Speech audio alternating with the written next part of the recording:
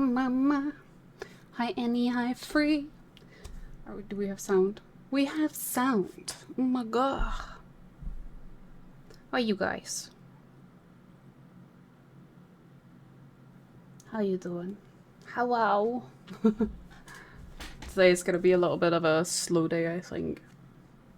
So, that's the other thing I was gonna talk about, is that, I think this week, this will be the only stream that I will do. Because, I think the nausea that I was talking about on the Discord is connected to stress. I've had a lot on my plate, the last few weeks, and I really just need to take some days where I just do absolutely nothing. So I'll stream today. We'll have some fun. But I have stuff I need to do again tomorrow. And then after that, I need to do absolutely nothing for a few days. Just to make sure that I don't actually end up getting stressed. Because for me, getting stressed is a bad thing. It sets off a whole ravine of other problems. So I need to listen to my body and my mind when it tells me that I'm overworking myself. So I always feel really, really bad for not streaming a lot lately, especially for people who are subbed. But like I've said before, I really just, with my diagnoses, I really have to listen to my head and my body. That when it tells me that I can't handle it right now, I can't handle it right now.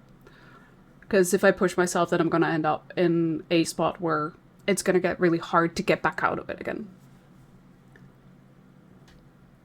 It's unfortunate that it comes like this sometimes, but I can't really do much about it.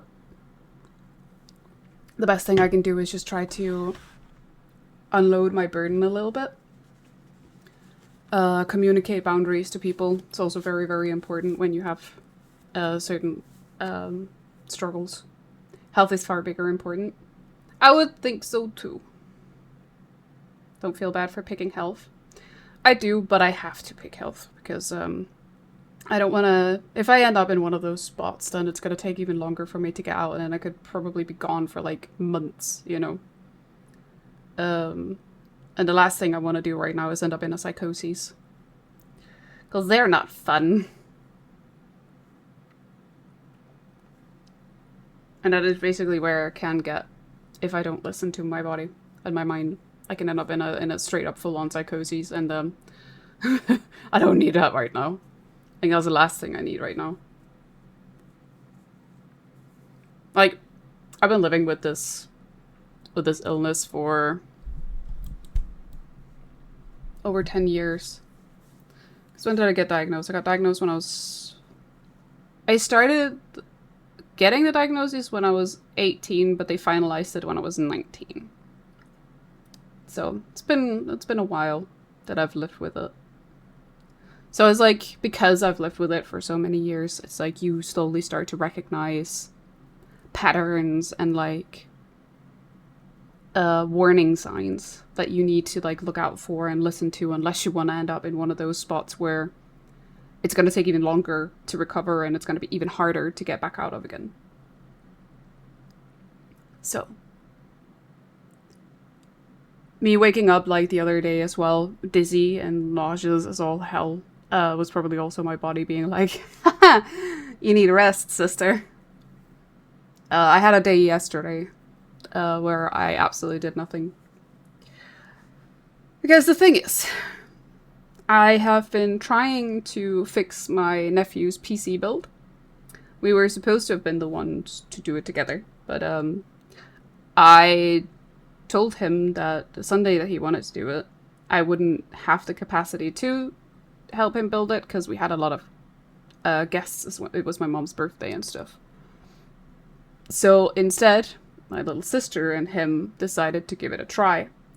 I wasn't too happy with it because I could already kind of foresee how it was going to end. And I was kind of right, because first of all, they couldn't even get it to turn on. And They tried a lot of things to try and get it to turn on. They couldn't get it to turn on. So after we'd had dinner, I said to my nephew, okay, fine. I'll have a look at it and see if I can figure out why it won't turn on. And when I had a look at it, I could find 5 different reasons, if not more, as to why this PC refused to even boot. Because it had been built completely wrong and slightly hazardous as well. I'm not gonna lie. Like, cables were being squeezed, kind of hazardous, you know. You don't want to bend and squeeze your cables. Bad idea. And things were plugged in wrong on the motherboard. A CPU cable was put into the fucking GPU. I hope it wasn't a fried the motherboard kind of not boot. Well, I'm getting to that. So, I took over. I asked my nephew if he would be fine leaving the PC with me because I wouldn't be able to fix it in a short amount of time because I had to take the entire build apart. Power from the CPU and the motherboard. I left that in because I didn't at that time see a reason to have to remove that. But everything else I stripped out. Like literally everything else. So I rebuilt it. It took me between 5, I'd say, yeah, probably like 4.5 to 5 hours to rebuild it. It was mostly also because I had some issue with fitting the cooler where I wanted it, so I'd already put in the other fans, had to take them back out and then put them back in, so it was a lot of like trial and error with getting everything to fit, because basically the case is a slimmer ATX MIDI tower. So it couldn't fit things as well as I would have expected. So that's why I had to swap it around a little bit. Because that was the thing, they had actually put the fan, like the radiator and the fans on the top. But they had done it in such a way that it wouldn't have cooled properly. Because they had put, so basically like you have the case, then you had the radiator and then you had the fans. Whereas you would rather want to have the fans on top of the radiator to pull more air from outside through to cool the radiator, right? Not the other way around. Here it would just blow the hot air from the radiator into the case. Which, sure, if you have a good enough filtration otherwise in the computer, could work. But in this case, it would not be optimal. So I swapped that around. I wanted to have put like fans then radiator, but there was no space for that, so it ended up being a completely front.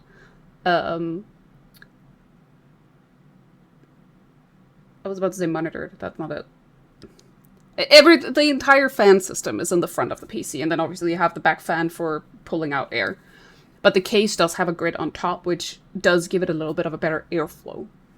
So that at least is something compared to my computer case, which has a completely, like, straight up, flat top surface. So there's, like, no grid or anything, which encases the hot air a little bit.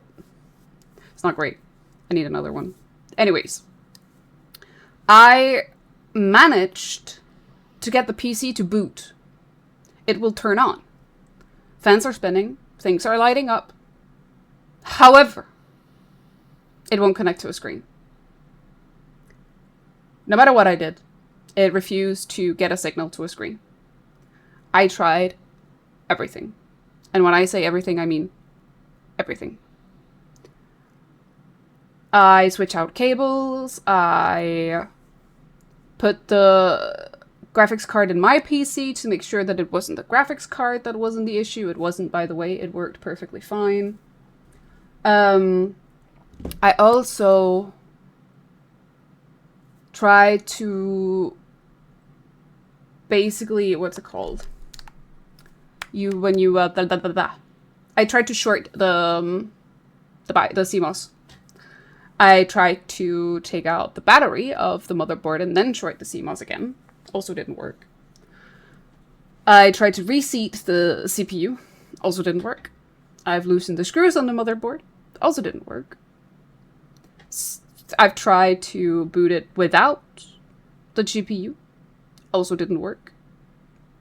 because it does have the motherboard has its own integrated graphics card, so it should be able to run if you have no GPU in there. It should still be able to get a visual.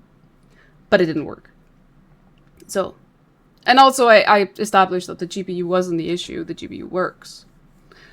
What else did I try? I also tried to have both RAMs. I tried to have a singular RAM. I tried a lot of things with the RAM. Nothing. Absolutely nada. No signal. Nothing. So, after being on the phone for 2 hours with one of my IT friends, who could only help me over to like Discord with camera and stuff because he doesn't live close, so that was literally all the support he could give was through call. We ended up throwing the towel in the ring. Because no matter what the fuck we tried, we just couldn't for the life of us figure out why we couldn't get this to work. Which then leads me to what you're mentioning, Free, is that there's three options at what could be wrong here. Number one, I have completely overseen a very, very simple solution. That is always a possibility. Number two is that we received a faulty motherboard, which is less likely. And number three, they ended up frying the motherboard somehow. Shorting something that shouldn't have been shorted because of cables being placed wrongly. My friend says that this is also not too likely because a lot of fail-safes are in place in modern stuff. But the IT guy I spoke to on the phone today said that that is definitely also a possibility. And it could have happened at any time. It could have been when my nephew put in the motherboard, or it could have been when he was building it with my little sister. I'm not going to put the blame on anyone because I have no clue what has gone wrong. I don't even know yet 100% if that is what is wrong. But basically, we're going to a specialist tomorrow after my dentist appointment, which is so fucking early in the morning. Just killed me. To go to the specialist, have him have a look at it and see if he can figure out what the hell is wrong with the PC. Because I give up. How many days have I spent trying to fix this? 3 days. 3 or 4 days I've been working on this PC trying to figure out why I can't get a fucking connection to a screen. And before anyone is like, oh, it could be the screen. No, because that's literally this monitor right here that I'm using with my current computer and it works just fine. So it's not the monitor. And yes, I also made sure that it was the correct output source that I had it on my screen. Also tried both DisplayPort and HDMI.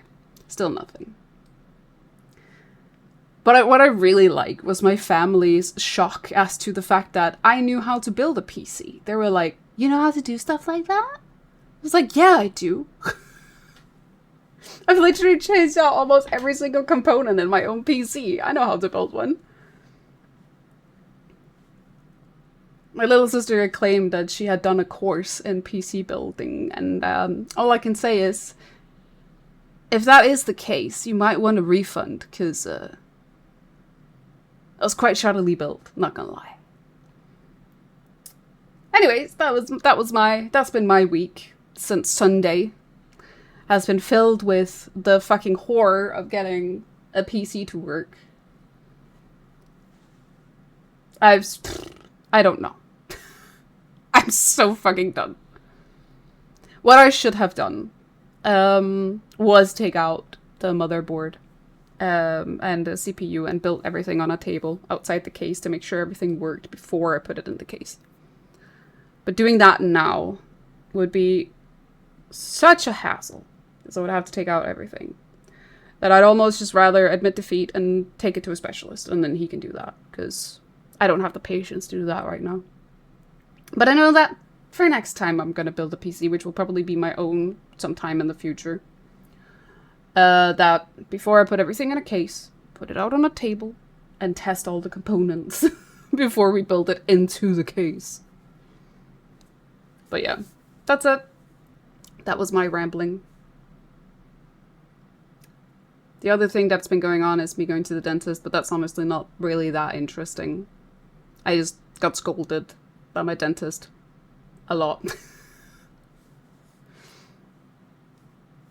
But that's nothing new. Who doesn't get scolded by their dentist once in a while? I'm gonna have to end up having 3 separate appointments at the dentist. So I had one Monday, I have one tomorrow. And then tomorrow we're gonna have to make another appointment for where I'm gonna get, because I definitely have a cavity I need to get fixed. Because whenever I eat sweeties, it hurts. It hurts my tooth. Giving the state of cables in the out-of-sight section on my friend's PC. I know if her having done a course is unreasonable.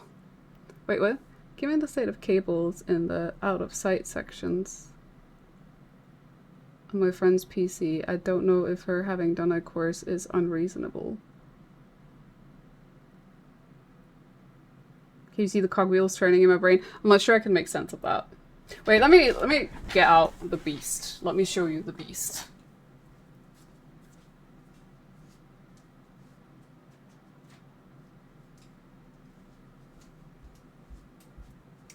Here we have it.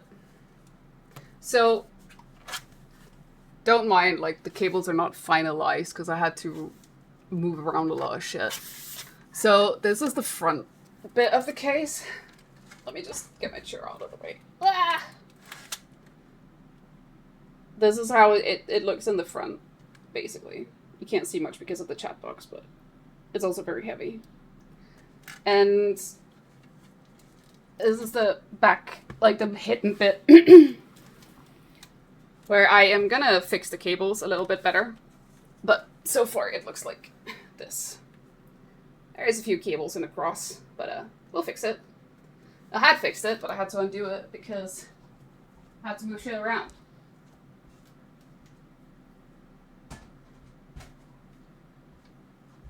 Oh my god. It's not heavy, but he still weighs a little bit. Comparing your description of their build to the professional build tower my friend has that I added a new hard drive to. Oh, so you meant like it was really well done. Yeah, I don't believe. Like, by course, I think she means a YouTube video. Basically. I would actually really love to do a course in PC building. Because ever since I got my own PC, I have taken a huge interest in PC building. I really would like to do like a really cool PC build. Like some of those that you see on Instagram and stuff. And on TikTok. Like the themed kind of builds, you know. Mine is very simple. Wait, I can actually show you. I'm gonna break the fourth wall a little bit. Whee! This is my boy. My beast right here.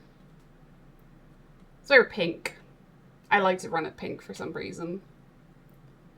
Mine was a pre-build that I, unfortunately, because things kept breaking left and right, had to change the components.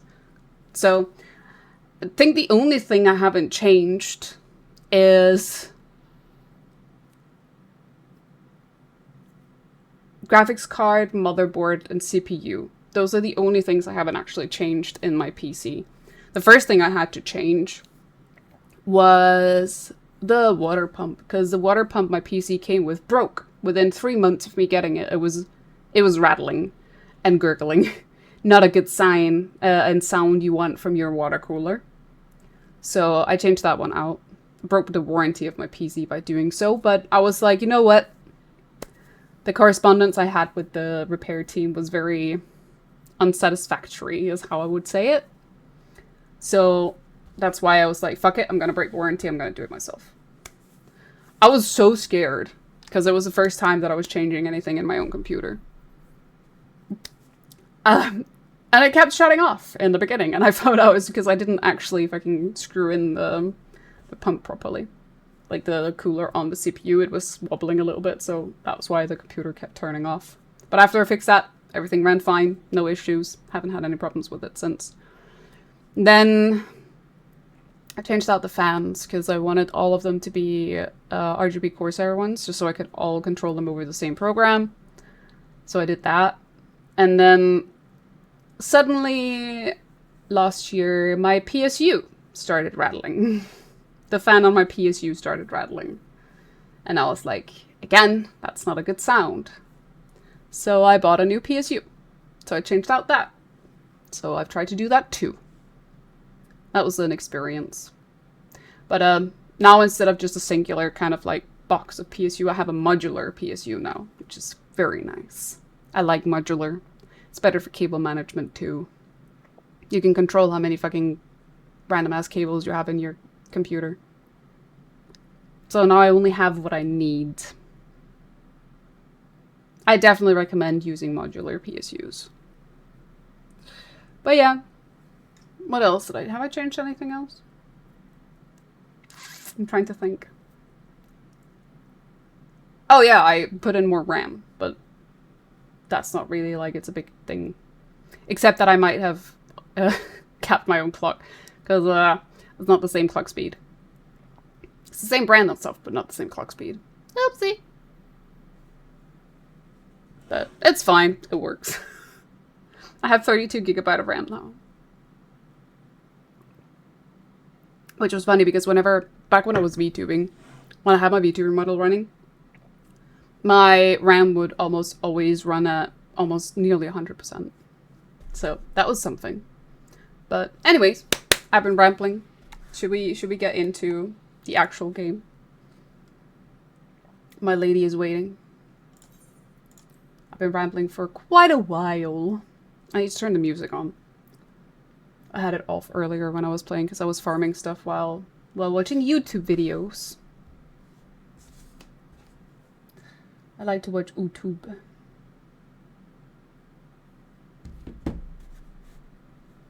Ramble is fun. I do it sometimes. Sometimes I like to just sit and ramble a little bit before stream.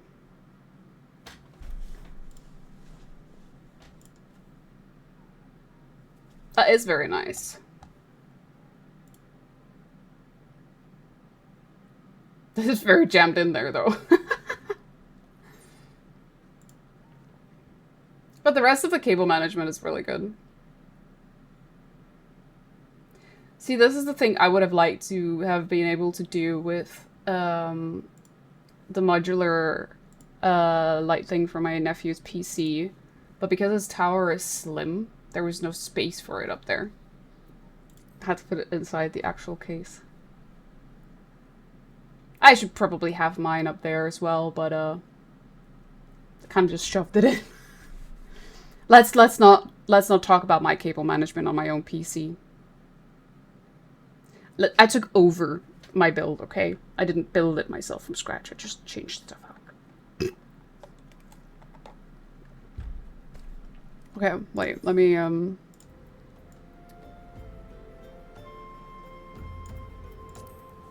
we have sound. Cool. So, I think before, actually, we continue MSQ, I want to go do the event.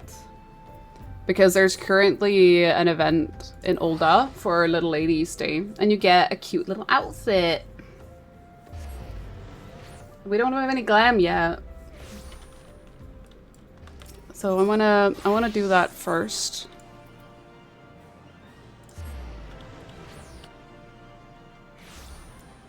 It doesn't take too long to do it, honestly. So, what is that? Oh, that's leaves. Happy Little Ladies Day. This is my second year with this event. Ta-da! It is a pleasure to make your acquaintance, Mistress and Fairy. I have the honor of serving as the Royal Seneschal, and it is my duty to bring smiles and cheers to all the ladies of the realm. What is Little Ladies' Day, you ask? Why, it is a day when the maidens of Eorzea are doted upon as princesses by their very own loyal seneschal. By the way, I must ask, you know of the Songbirds, do you not? How silly of me, of course you do.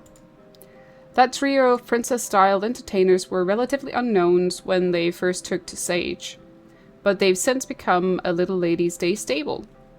Now we hope to introduce another such sensation, but this time the singer will be butler-themed. I've titled the new act The Seneschal Prince, a royal among servants and loyal servant to his princess. The prince in question is scheduled to debut in the upcoming festival performance, but 'twould seem our chosen star is yet to return from picking up his costume. Though there is ample time ere the show begins, his prolonged absence is a source of concern, to say the least. If only I were not so preoccupied with preparations. Would you mind looking in on him for me? Pico is his name, and he was meant to be speaking with a designer at XIV's Aesthetics. Okay. Let's go do that. I already did the event on my main account, but...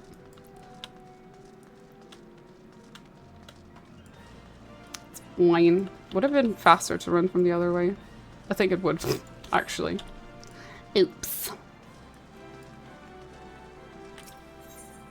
We're gonna go to the Gladiators Guild. And then we're gonna go down up here and speak to Pico. Pico. I would say Pico, or yeah, Pico. I don't know.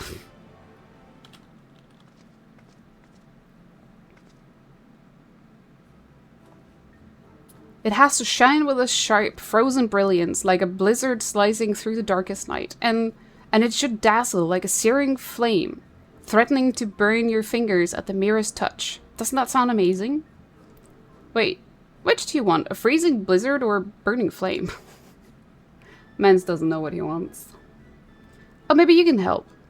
How can we create a silvery costume that melts into chaotic darkness? Should I give up on the shiny element? Maybe. An adventurer? What can Mirabelle, famed designer of XIV's Aesthetics, do for you, darling? Darling. I think I need an allergy pill. Frick. Give me a second. Because I'm itching. Here at the Royal Seneschal's bidding, you say?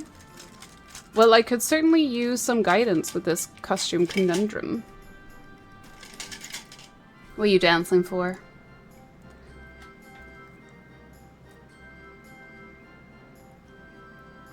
The costume itself is largely complete. I simply wanted to add the finishing flair in accordance with the prince's wishes, but I'm struggling to envision the image he's trying to convey.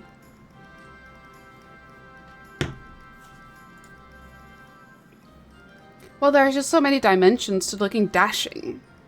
How can one narrow the options down to a single idea? Forgive me, darlings, but I've other projects to attend to. Would you mind coming back once you've helped the lad out decide on a more definitive direction? Because dancing is fun, especially a dancing dinosaur. Can't argue with that. Can't argue with that. Ugh, this is not going well. I couldn't ask for a better opportunity, and here I am ruining my own debut.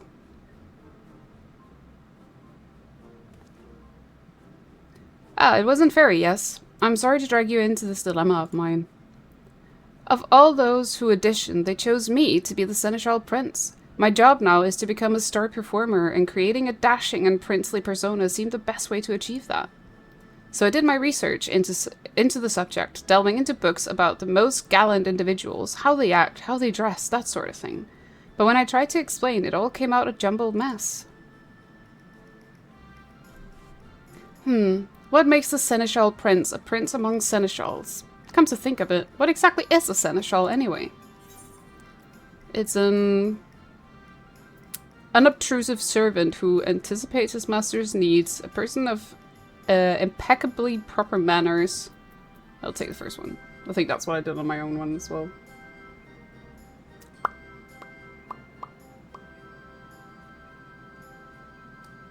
I see. Then my fixation on being dashing was entirely the wrong approach.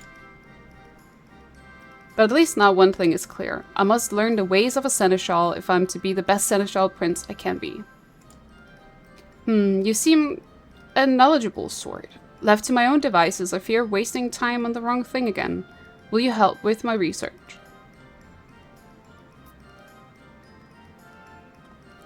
Huzzah! Huzzah! I find that such an odd thing to say. It's like, huzzah. So old school. Then first things first. I say we speak with a wide variety of townsfolk and learn what the general public expects of a seneschal. Let's split up that we might gather as many opinions as possible. I'll leave the Steps of Fall to you, and then we can meet at the Gold Court afterwards. Oh, hi. So then we go... Honestly, I should have taken this one. Ul'dah is just a fucking confusing mess of circles.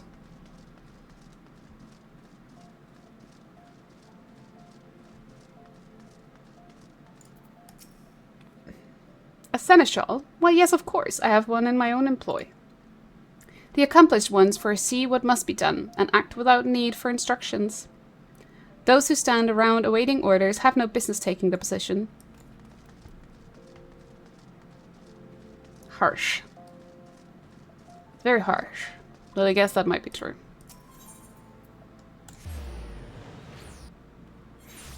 And we go talk to this guy. A girl. Oh, that word ever puts me in mind of the first royal seneschal himself, Sultan Baldric.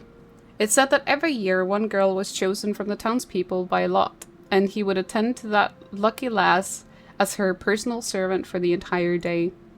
The festival is no longer about choosing a single princess, of course, but oh how I still daydream about having an attentive seneschal at my beck and call.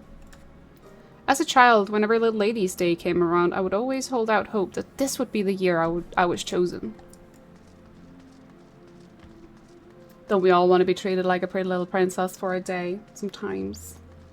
I bet even men would like that.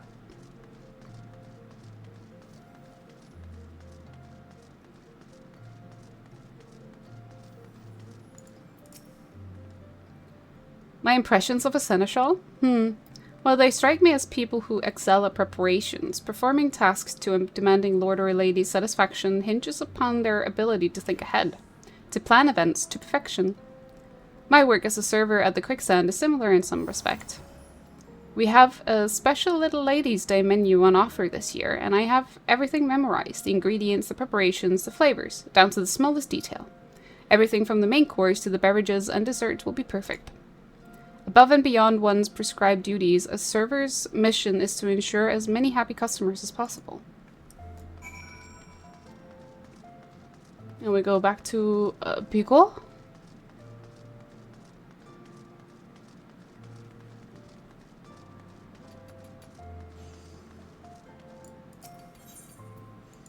He's there. Yeah, Gladiators Guild. To be the fastest.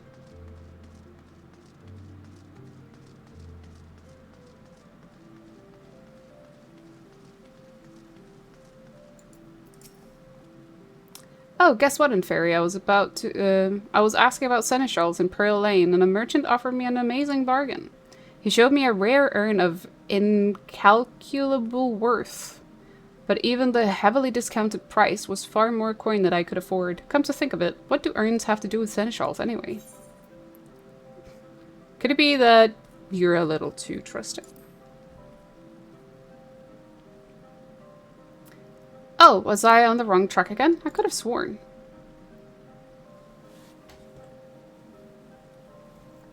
I see. So a seneschal is someone who serves others, someone who anticipates what needs to be done and prepares for those tasks in advance. In my case, then, I should be a seneschal who serves his fans? Yes, when I put it like that, it feels right. I should be thinking of ways I can make the crowds happy. And that's exactly what I'll do. Now, if you could stick around a while longer, I'd appreciate some help in becoming the best seneschal I can be. I'll take quest.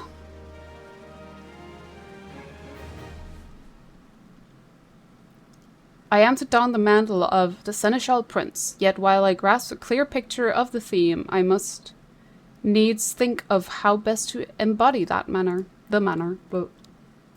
how read. A seneschal exists to serve, to ensure happiness and satisfaction, which incidentally is how this all began for me.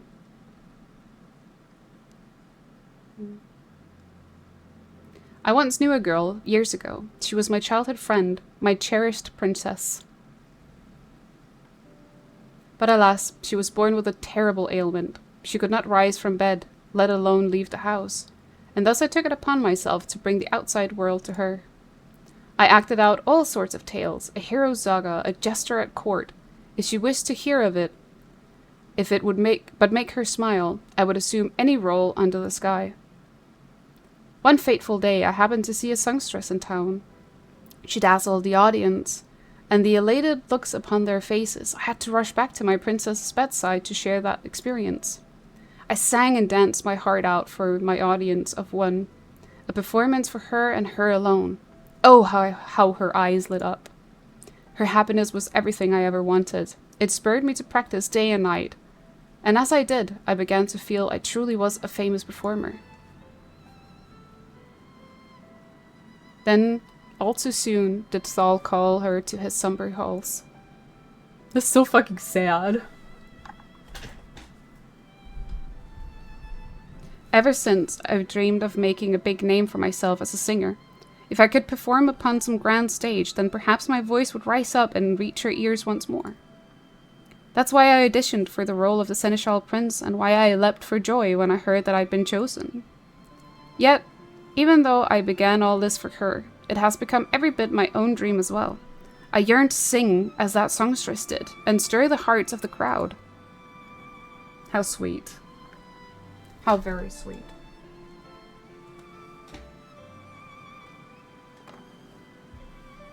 Ahem. Thank you for listening, Inferi. Talking to someone helps to put my thoughts in order. Right, back to the task at hand. Once I've settled on how to best serve my audience, then I should have all the specifics Maribel needs to finish the costume. Let's head over to Little Lady's Day stage, shall we? With the better part of the preparations finished, it's likely begun to draw a crowd. The sight might inspire some ideas for my Seneschal debut.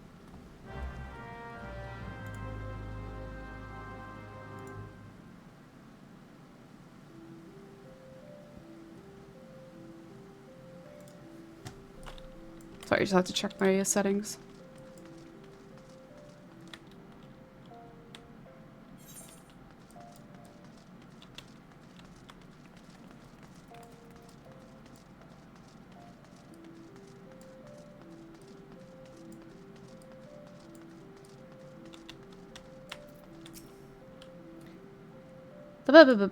That's fine.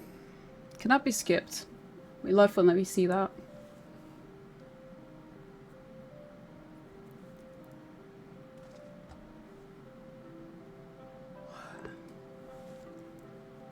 The stagehands seemed swamped with the last moment adjustments, and you can see the fans have already begun to gather. If I'm to decide how to act as the Seneschal Prince, then it's now or never. Let's see what clues the scene has to offer us.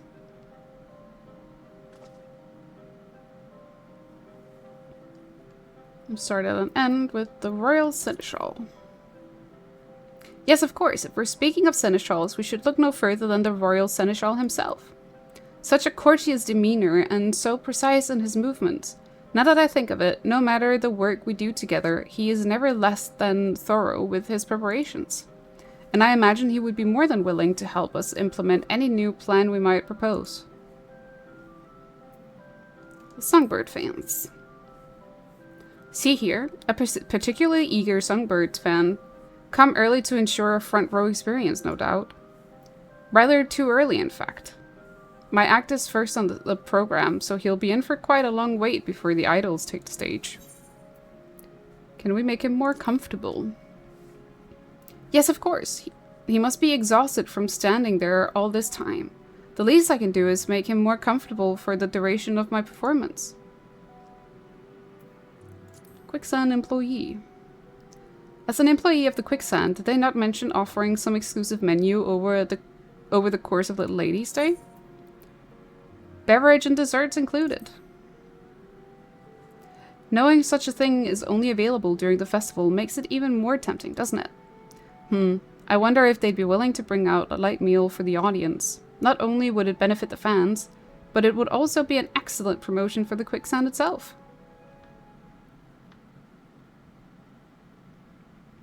I've been thinking in Fairy. There's no rule which demands people must stand to cheer and enjoy a performance, is there? Why not have the quicksand deliver some light refreshments, Little Ladies' Day themed, of course, and aim for a more relaxed experience? I mean, it's hardly a novel concept. One often orders a meal while taking in a play or has a flagon in hand while the minstrel strum his lute in the tavern. We would simply encourage the same idea. Naturally, I shall rouse the crowd with song and dance, but this will help define the seneschal side of my stage character. The act is finally coming together. As the seneschal prince, I shall both serve and entertain. Come, there's not a moment to lose. I must first consult with the royal seneschal, and then hurry off to make my request to Mistress Momodi at the quicksand.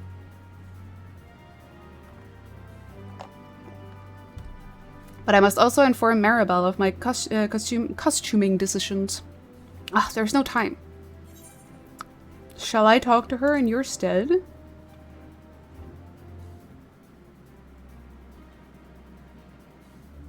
You would do that for me? Oh, thank you, Fairy. I would be most grateful if you could explain the costume concept to Maribel for me. You truly are my savior. I give you my word the show will be a great success. Please, do be sure to attend.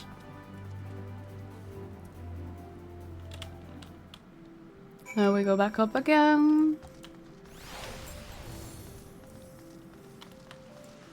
Yum.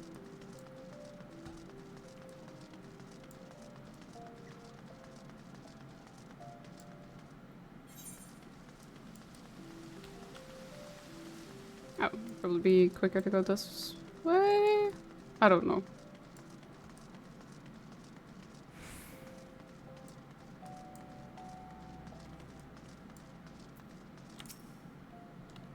And Fairy, darling, how fares our princely seneschal? Seneschal. So the show will feature a healthy dash of hospitality, eh? Sounds fabulous. A singer with a seneschal's poise and a prince's style. Yes, darling, I know exactly what this costume needs. Leave it to me. Please let the royal seneschal know that I'll have the outfit ready in no time for the performance.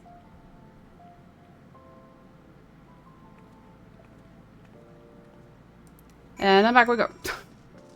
Oh, I think this would be quicker.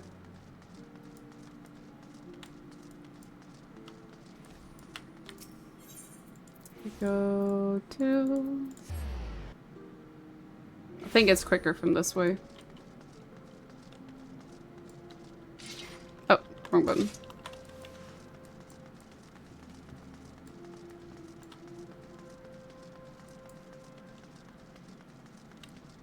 What is that quest? I need to figure that out. Oh! No.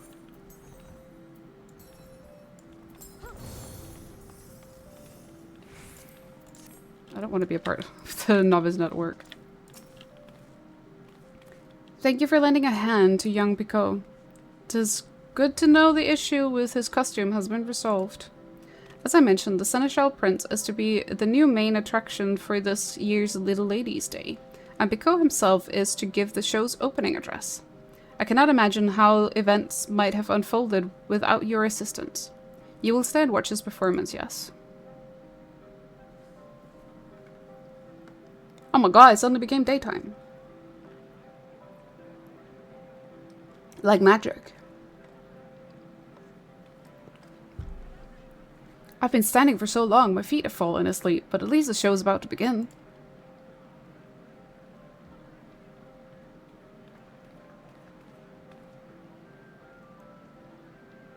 It will be starting any moment now. The first act is the debut performance for a new singer, isn't it? The Seneschal, Prince? What would a Prince of Seneschals be like anyway? I have no idea what to expect.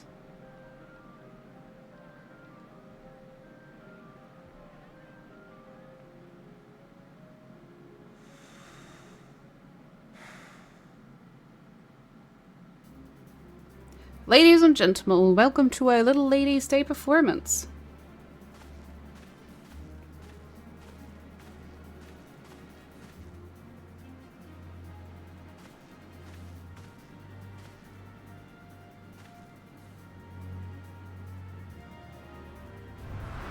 This is so K-pop core.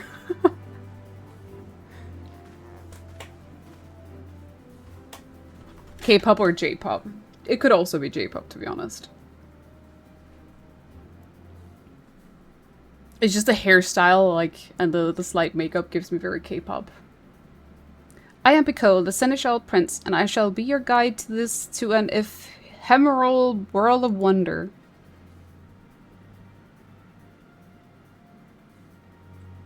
I imagine you are all weary from the wait, though it be but a trifle, we have taken the liberty of arranging for refreshments, a special festival menu prepared by our friends at the Quicksand.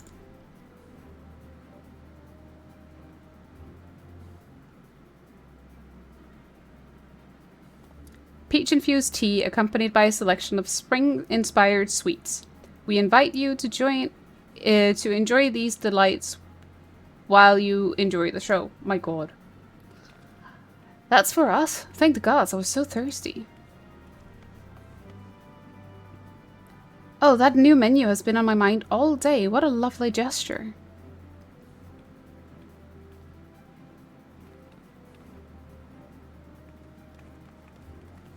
I am overjoyed to see you thus pleased. Should this repast meet with your approval, pray consider a visit to the Quicksand following the show. Ah, but with that said, I must ask that you keep all eyes on me. Without your full attention, I am wont to grow jealous.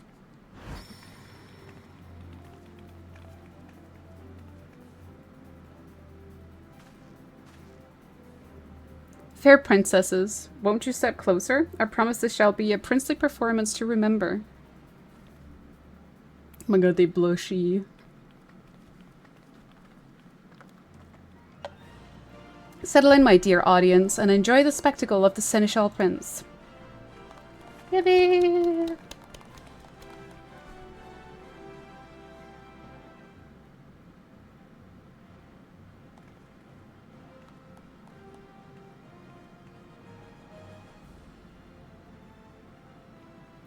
He not only entertains with the song and dance, but also captures the crowd's heart with a warm hospitality. A wonderful display.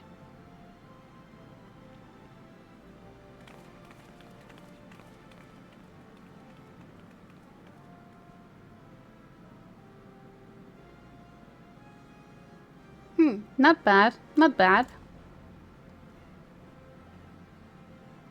It seems we have quite the show to follow. And the songbirds will deliver. We'll take the stage by storm and build this excitement to a raging crescendo. Crescendo? Crescendo.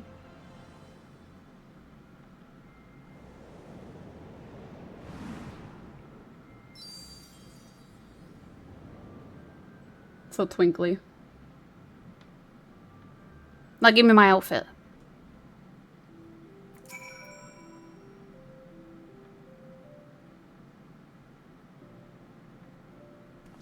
And Fairy, thank you for coming to my performance. It was all magical. It was also magical. To see such enjoyment upon each face in the crowd was an indescribable feeling. And did you see how they responded to the touches of hospitality? The Quicksand server even came over to thank me for how quickly word spread about the festival menu. What a stunning debut by the Seneschal Prince. We've already been swamped with demands to know when you will be performing next. In fact, I'm thinking of setting up an encore performance while the festival is still ongoing. Is that so? Well then I shan't disappoint my fans. I wonder if my dear friend was watching me too, from Thal's distant halls. It even rhymes. Thal's halls. Thal's balls. Thank you again for giving me this opportunity. For as long as I have the privilege of standing on that stage, I mean to spend every moment delighting all who attend.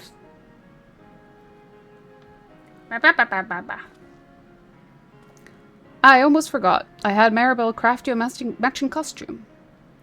I was not alone up there in front of the crowd. I felt you standing beside me, as you have been every step of the way. Given your part in all this, you're every bit a seneschal princess. So please do me the honor of accepting this gift.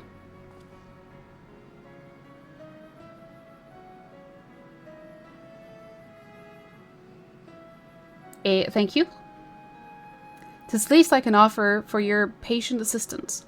Now I must be off to prepare for my next appearance.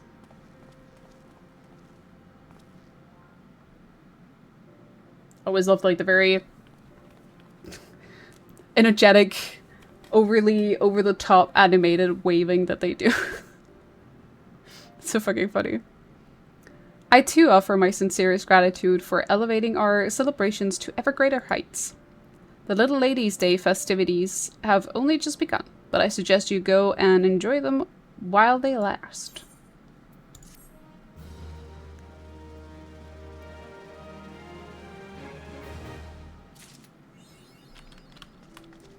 Okay, now we got the outfit. I just gotta put everything over here. Oh, wait. There. And then the pants and the shoes. Nice.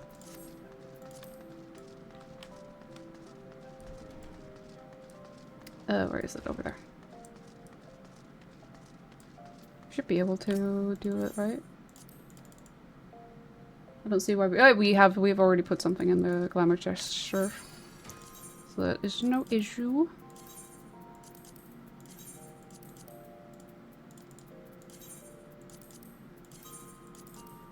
So I kind of wonder like what would she look like with oh, that's cute.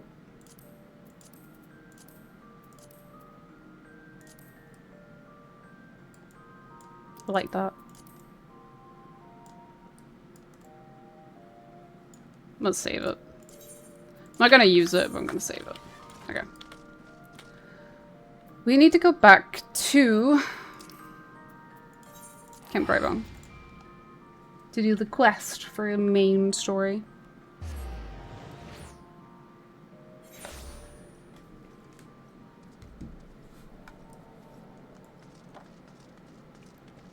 Talk to Isambard. So where we got to in the main story was that crystals were being stolen by the Amalja. And basically what we're gonna do is talk to Isambard and figure out how to put a stop to the thefts. That's where we got to. Working together with Dad Cred on this one. Let's get right to it then. Menphilia names the Amalja culprits in all this. You would do well to investigate them first. Much harm has been levied on these lands by Amalja hands. The flames burn where they might. The flames burn where they might, but their light cannot stay the darkness in all places at all times. I didn't get that one. There have been brutal murders of callers at the Church of Saint Adama, Landama. Innocents wishing no more than to pay their respects to the dead. The poor souls deserve a proper burial. I would see to the deed before mongrels catch their scent. But I know not if the Amalja still linger. Would you secure their remains for me, friend? You will find them on the eastern road. 12 willing, you might even come to learn something of what the Amaljas seek in this area. Remember this question, Tane? Not a particularly fondly curious to how much it's been changed. It's like, honestly, no matter how much I love Final Fantasy, getting through Realm Reborn is always a task, to say the least. It's like, it's not because the story is inherently bad, it's just that there is so much filler, I feel like. Like, it's unnecessarily long, and the funny thing is, it's already been cut down a lot from where it was before. It used to be even longer.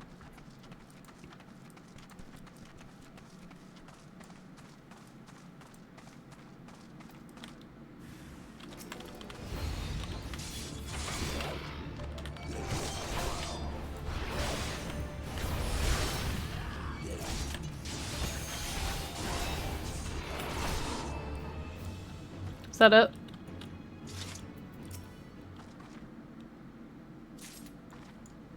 Paste like molasses. Whaley went at snail speed, progressing through around Reborn. It was like when I first played the game as well. That was what my friends like kept saying. It's like, you just need to get through this. You can do it. Just keep going. It's fine. But the funny thing is, I know someone else who's currently, was playing Final Fantasy, and it wasn't A Realm Reborn that she's been struggling the most with. It's Stormblood. She really just cannot deal with Stormblood. And I hate to say it, but I can't really blame her for that. I like parts of Stormblood, but for me, Stormblood is definitely not an amazing expansion. However, after Realm Reborn, we have Heaven's Ward, which is one expansion that I really do like. It's not my favorite, but it's one that I really do like. I think my absolute favorite expansion is Shadowbringers. Stormblood didn't nearly stop you. I can't really say that I blame you, honestly. But Shadowbringers, honestly, is such an amazing expansion. The story is so good, and it's just like, oh, I can't wait to get to Shadowbringers again. Though A Realm Reborn did stop your first attempt. Again, can't say I blame you. It is good to see you returned. Were you able to secure the remains of our fallen? I did indeed. With the bodies given back proper to the earth, the souls will find their way across to the other side. You have done a noble deed this day. I thank you. Now then, what of the Amalja? Did you see any? Surely such massive monstrosities as they cannot conceal their presence, much less take their quarry unawares. Ah, so there were Amalja remaining after all. I feared as much. Their part in the lowborn disappearing is all but confirmed, but I sense there is more to this than meets the eye. The occasional Amalja raiding party would not account for people going missing in these kinds of numbers. The total is too great, and the questions too many. It would not surprise me in the least to learn of another hand in this. But whose? Countless travelers pass through Drybone every day. And even if it were one among them, how would we best discover who may be implicit in these vanishings? What say we turn an eye to the common folk themselves? It may be among them that we find the reasons for these vanishings. 'Twill forbid it be so. There is a merchant by the name of Ungust who was born here in Drybone and grew up in the Golden Bazaar. A rough character, but he knows the people better than anyone else. I'd wager he's at the inn, quaffling away the day's earnings. Here, I'll write a note for you to show him, else he's not like to speak to you. Well, thanks. It's in here? Oh? Over there? What's over there?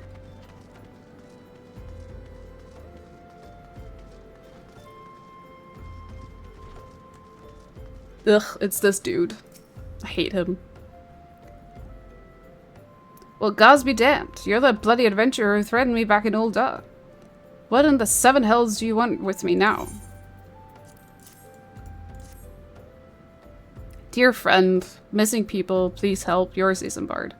Folk around here are as wary as they come. They all turn tail and run if so much as pass wind nearby. Played them all for fools and coaxed some hard labours out of them, I did. If anything, they're even more timid than before.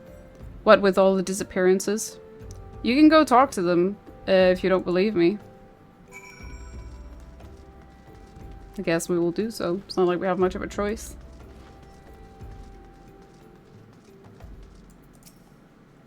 Please, miss, just leave me be. Okay.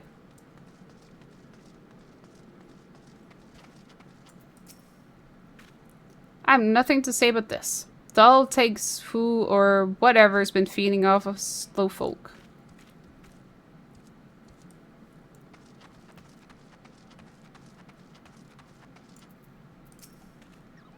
What do you want from me? I don't know anything, I swear. Please don't kill me. Go back to August.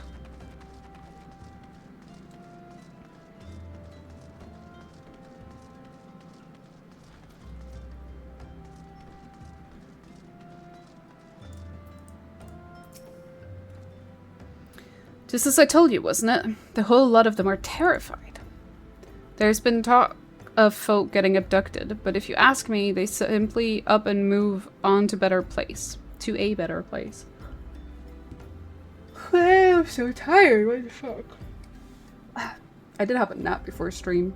That's why I was late, it was because I definitely needed a nap because I had such nausea. Needed to like settle down a bit. There's been talk of folk getting abducted, but if you ask me, they simply up and moved on to a better place. This place isn't exactly Costa del Sol, if you know what I'm saying. I mean, yeah, but it's a suspicious amount of people going missing, August.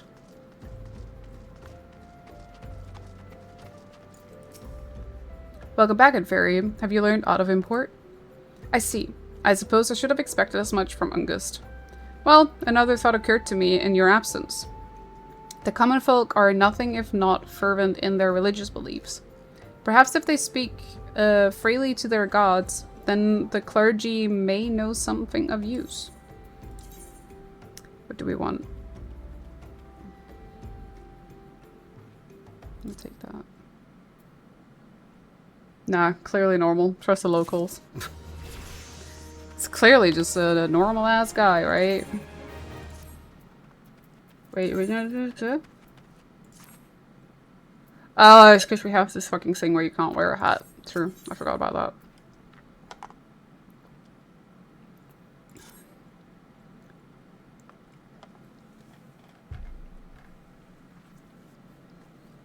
If we know what the common folk speak of to their gods, we've no better place to ask than at the church of Saint Adama Landama. It is a small and humble church found to the northwest of here. And so long as you're headed there, might I ask you to deliver this to deliver this embalmed corpse. A morbid request, I grant you, but it must be borne to burial. And I trust none more than you to see it done. Seek out a man named Marquez. He tends to the graves of the Lich Yard. He will tell you where the body is to be interred. Interred? Interred. Interred. Interred. And we run.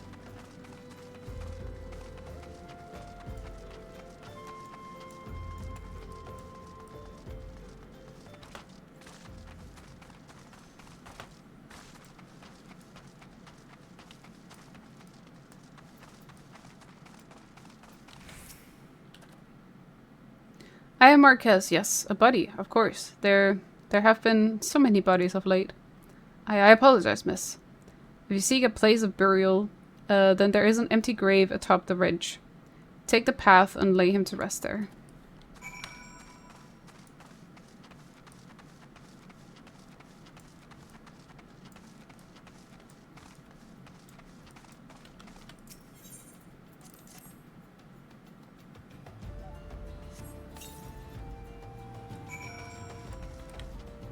Oh, wait. Like, we just dumped the body on the fucking garbage, like, bleh.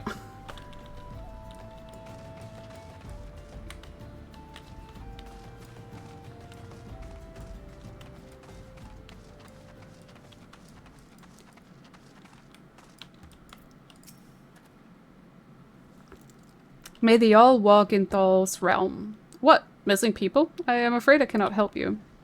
But maybe Sister Orson can. She has been kind to me. Everyone has been so kind.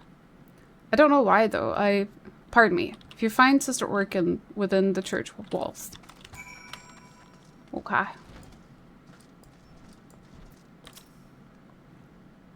I hear you have done us the service of burying a fallen soul. Please accept our gratitude and extend it to Isambard when you next see him. You seek knowledge of missing dry bone inhabitants. It is true I am closer to the people than any other of the order. I confide in them, and they in me. When they wish to speak to their keeper, Thal, I am the medium through which they do. Should I learn anything pertinent, I will be sure to share the information with you. I only wish Marquez would be more helpful in the matter. I pray he did not he did nothing.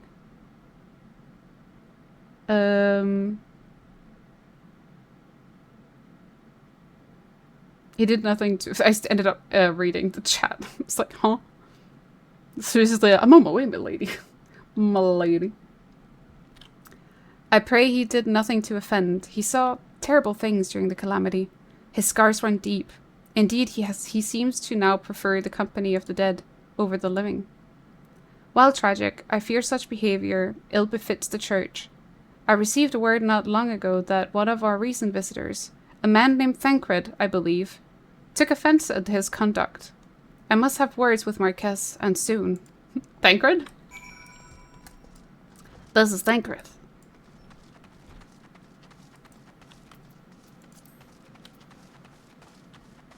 Oh, it was a fate they needed help with. That's what was going on.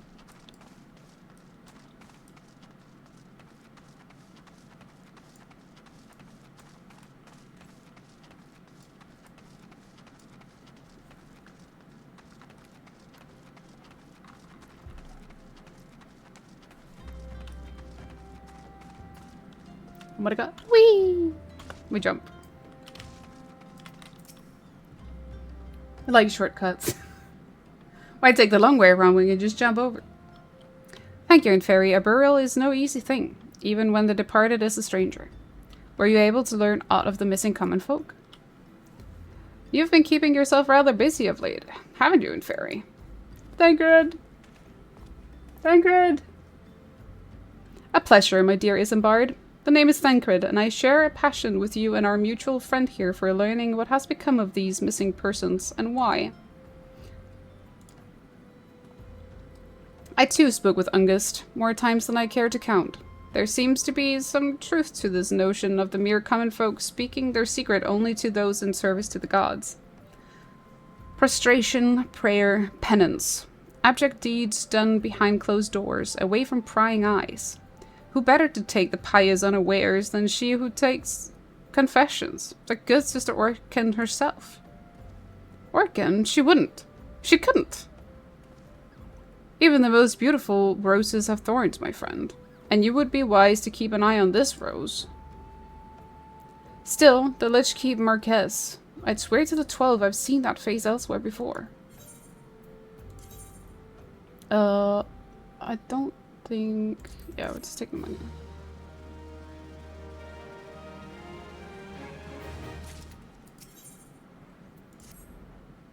Sister Orkin, it cannot be, though she is wont to travel to the Golden Bazaar on her own.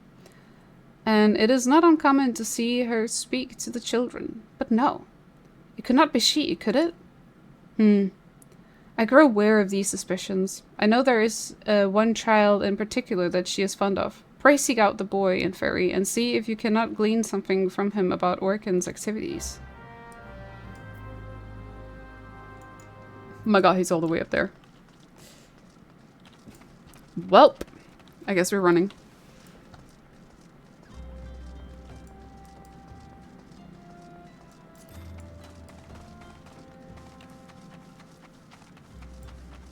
I need a mount. Actually, I'm being really, really silly. Why do I not just...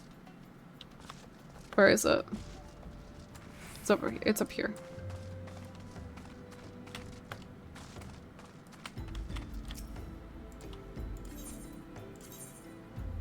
Fuck, it only goes to Ulda. Never mind. God damn it.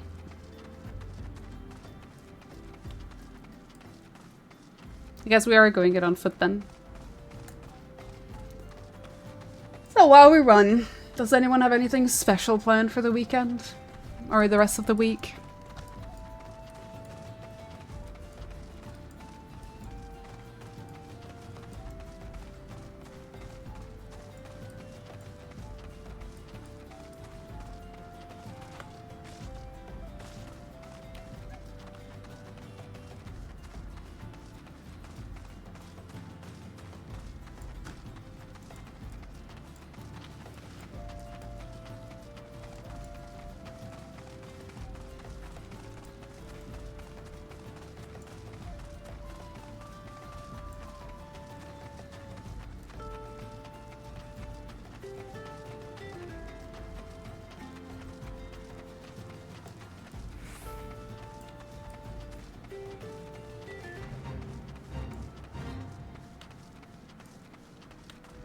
Your house sitting, which does eat into plans.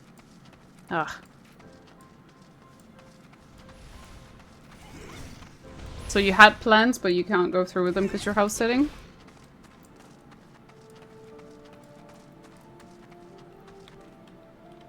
Or you mean it's just hard to make plans? Because you're house sitting.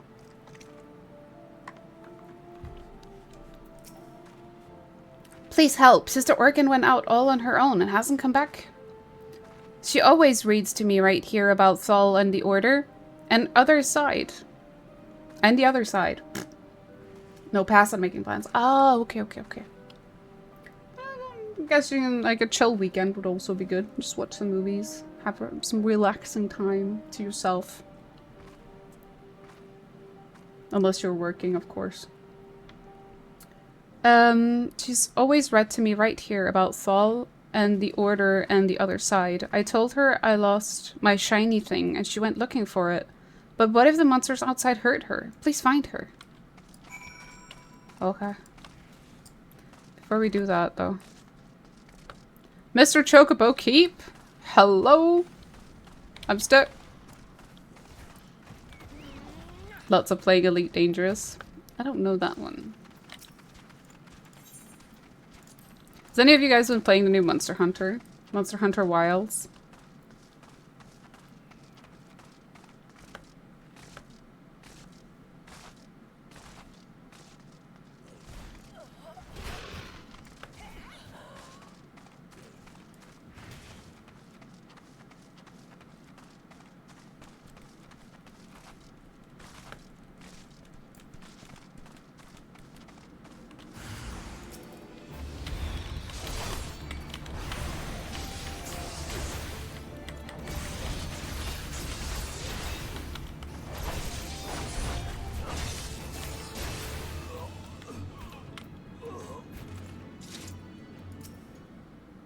It gets described as Euro Truck Simulator in space.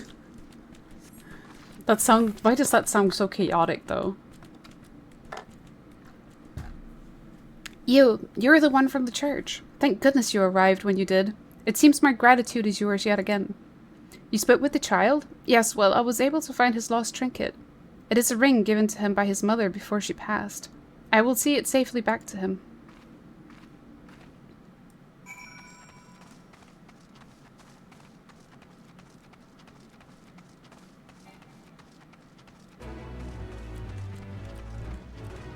I know, though, I did start Rise. Oh, Monster Hunter Rise. I played the demo of Wilds. It's quite interesting. The thing is, I've never really played Monster Hunter before. But, I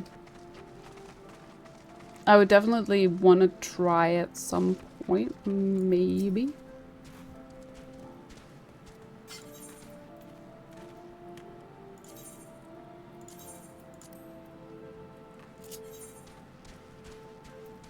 Oh, sorry. I forgot I had taken off this again. Gotta give Free his Chocobo music.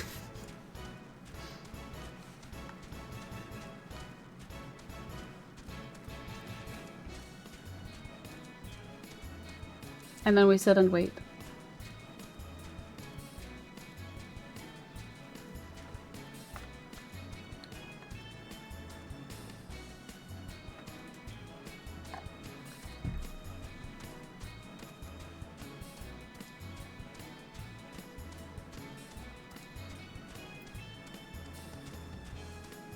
Just vibe into the Chocobo music.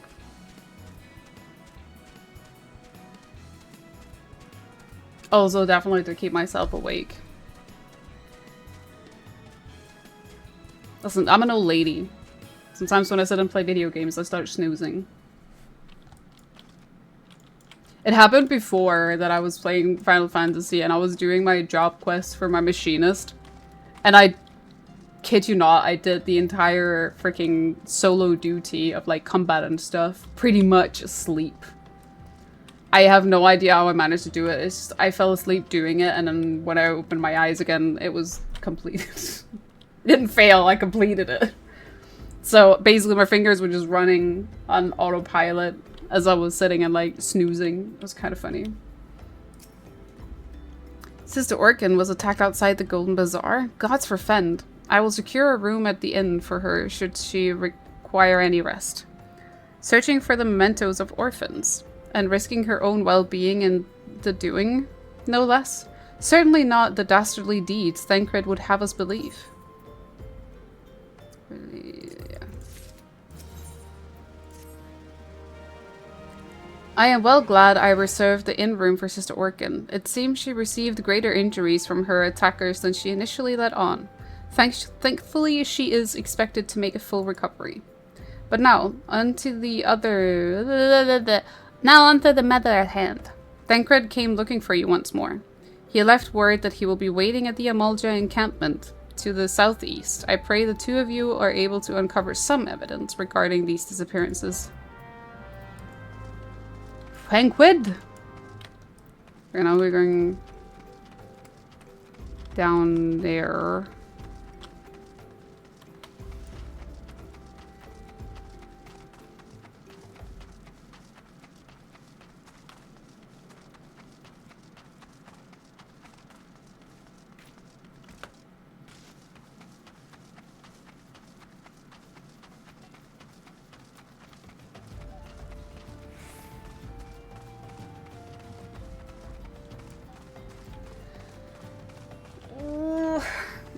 Oh my god, I'm eeping. This is especially like when you're just like running and you have like calming music in the background. It gets so like...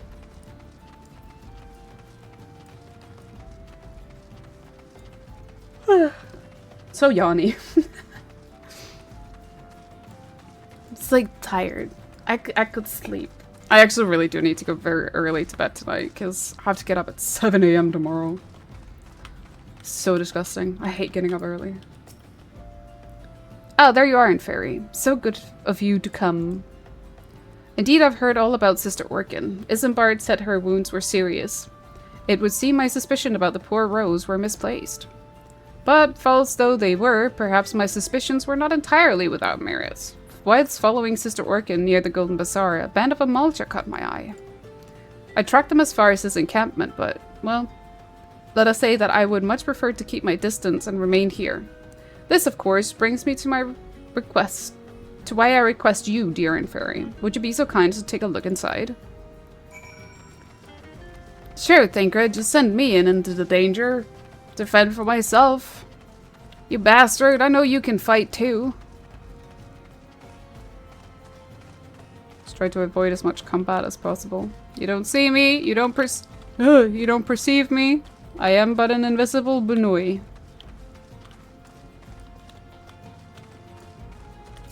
A queer leaflet.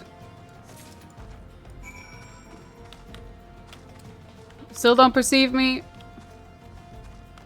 Turn around. Turn around. Can I not? I can't. Haha.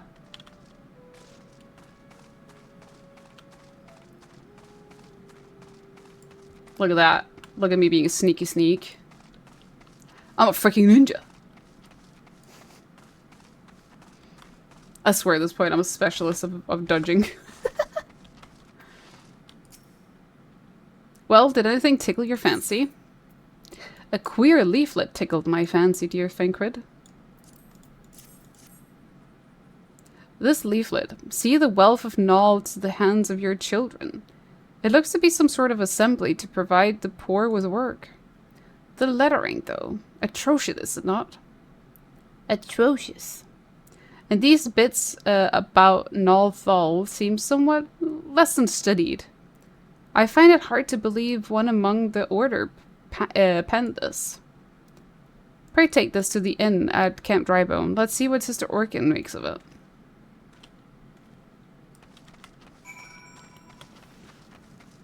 Run!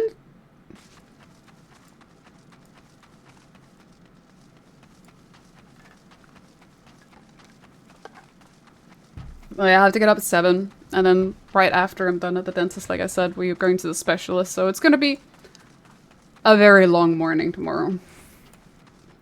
I tend to go to bed a little bit too late, but tonight I definitely have to be a little bit strict with myself and be like, You need your beauty sleep. Go to bed early, so you're not completely dead tomorrow. Do yourself a favor.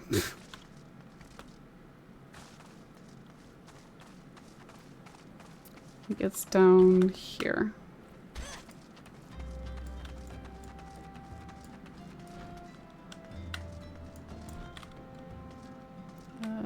Oh, there she is. My savior comes again. To what do I owe the honor this day? What is this? Blasphemous! These are not our teachings at all. This was not made by any true brother or sister of the order, of that I can assure you. Come to think of it, weeks ago the church was plagued by missing garments. Could someone be posing as a priest of the order to deceive the people? The plot thickens in Fairy. Our culprit pretends to be a priest to lead credence to this deception. There is no doubt an irony in there somewhere. But I suspect we have a worthy adversary on our hands. I shall consider how best to handle this. For now, tell Isambard what we have learned here. Oh my god, I forgot to talk about... I received a parcel yesterday because I had done a food order from an Asian supermarket. So first of all, I got these. These are like tteokbokki snacks. With cheese flavor, and obviously it's with chili because tteokbokki. These are so fucking good. Like the cheese and chili go so well together. It is actually super freaking yummy. I still have a few left, but you can see like I've definitely already been munching. They're really, really good. The other thing I got was actually something quite interesting. It was one of my friends that recommended it to me.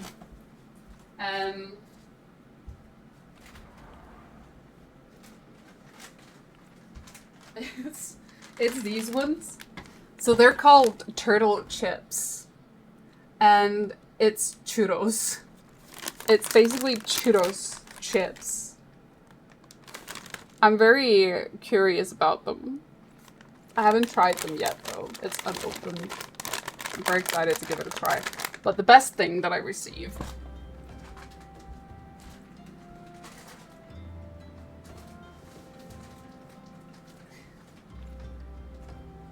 is this 20 packets of shinramyun. So many noodles.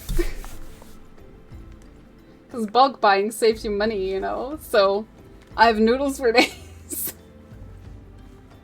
I freaking love shinramyun. So for me, the buldak noodles are a little bit too spicy. I can't really eat them, but the shinramyun is perfect spice for me. I really, really like them.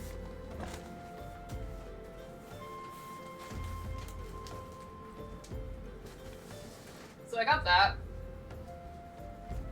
And it was like actually incredibly cheap. Spicy noodles. I love spicy noodles. In general, I quite like spicy food.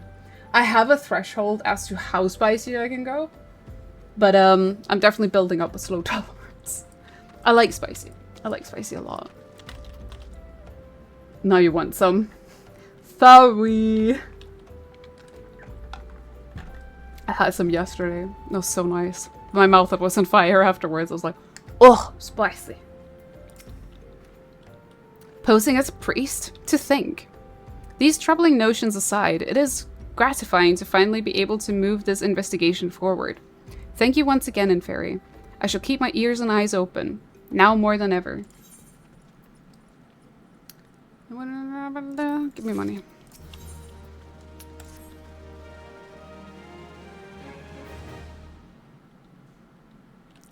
I'm afraid I have not seen any unusual activity, nor have any at this camp given me cause to doubt them. But unless we can identify the culprit, and soon, more innocents will fall victim. Do not despair just yet, my friend. An idea occurs to me. Our suspect has been posing as a priest, using leaflets bearing false promises to lure the poor. Let Inferi and me serve like with like by posing as impoverished souls in need of succor. Succor. I dare to hope this will yield us the answers we seek. It will be a dangerous undertaking, but you two are more than capable of looking after yourselves. I'm next to useless in battle, but I can supply the garments for the disguise. These old tunics and slops should serve your needs so long as you don't mind the smell and the stains. These will serve very well. You have my thanks. Listen then, Fairy. So as to lay the foundation for our little ploy, we must make it widely known that more vagrants have arrived at camp and are desperate for coin. To this end, I want you to don the old garments Isambard lent us, and beg for work around camp. Before long, the false priest should catch wind and approach us.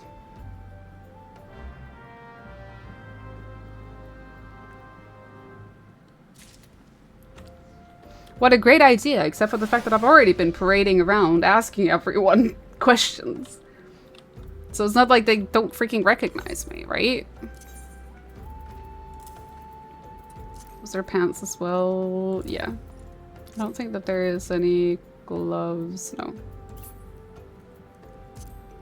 Feet? No feet? No. Okay. Ignore me running around with shield and gloves and other stuff. I am a vagrant. Greetings, good madam. Is there aught I might assist you with? Oh, I don't believe there is. I'm afraid our wares are very expensive. Mayhap you should rejoin your fellows out at the pond north of Sandgate.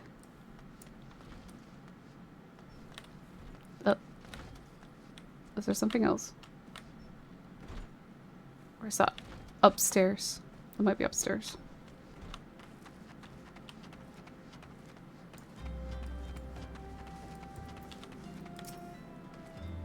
I preach the teaching of Azima the Warden. Hast thou come to partake of the honey of her wisdom? Azima is a keeper of the sun and goddess of inquiry. All is laid bare beneath the light of her divine countenance. Countenance. Open thy heart to this light, needy child, and thou shalt want for naught till the end of days.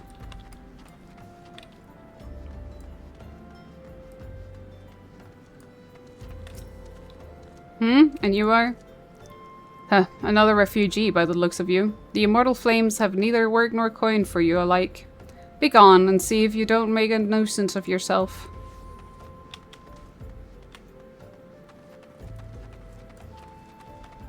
Don't know where the last one would be. It's probably down there somewhere. There is one up here though.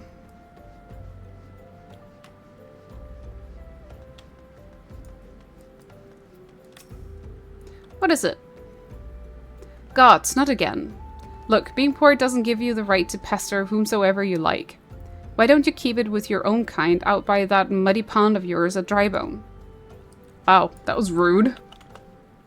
Excuse me, miss. Not excuse me, but excuse you. Actually.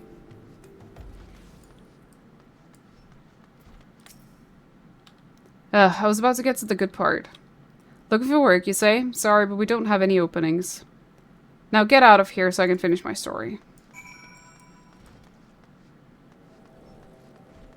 Wouldn't it be funny if we were like walking around and suddenly we were talking to someone? It's like, yes, actually, I have a job for you.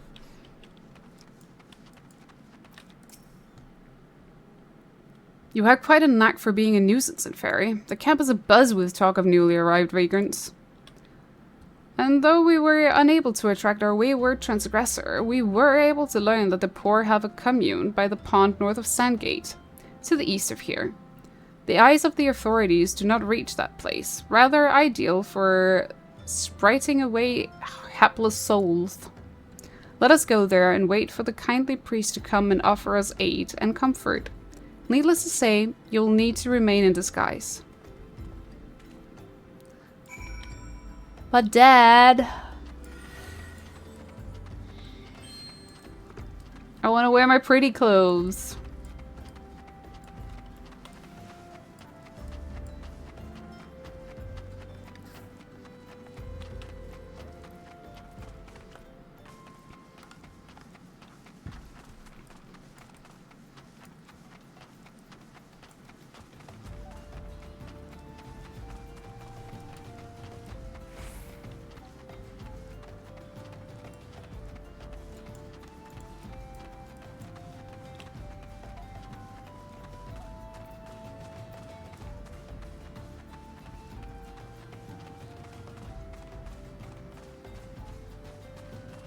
Oh, it's up there. Whoopsie. I need to kill you.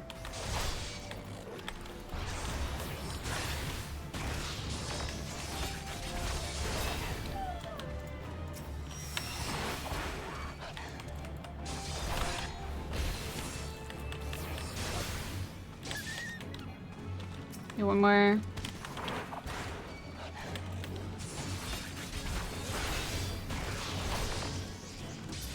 There we go.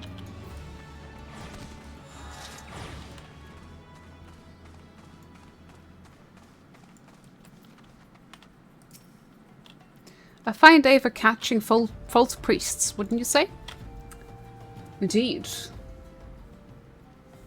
You look absolutely smashing in Fairy, positively dressed for deception. All that's left then is to wait for a quarry to appear. You say I look like a deceiver, but I'm still wearing a freaking shield, sword, and like gloves and everything. Oh, you poor unfortunate souls. This is no way for men to live. No way at all. Who are you? What do you want? Be at ease, child, for I mean no harm. I am a priest of the Order of Naldthal, and I come to offer you succor. This leaflet bears the teachings of Nald. Trust them. Trust to them, and they will surely set you free from the shackles of penury.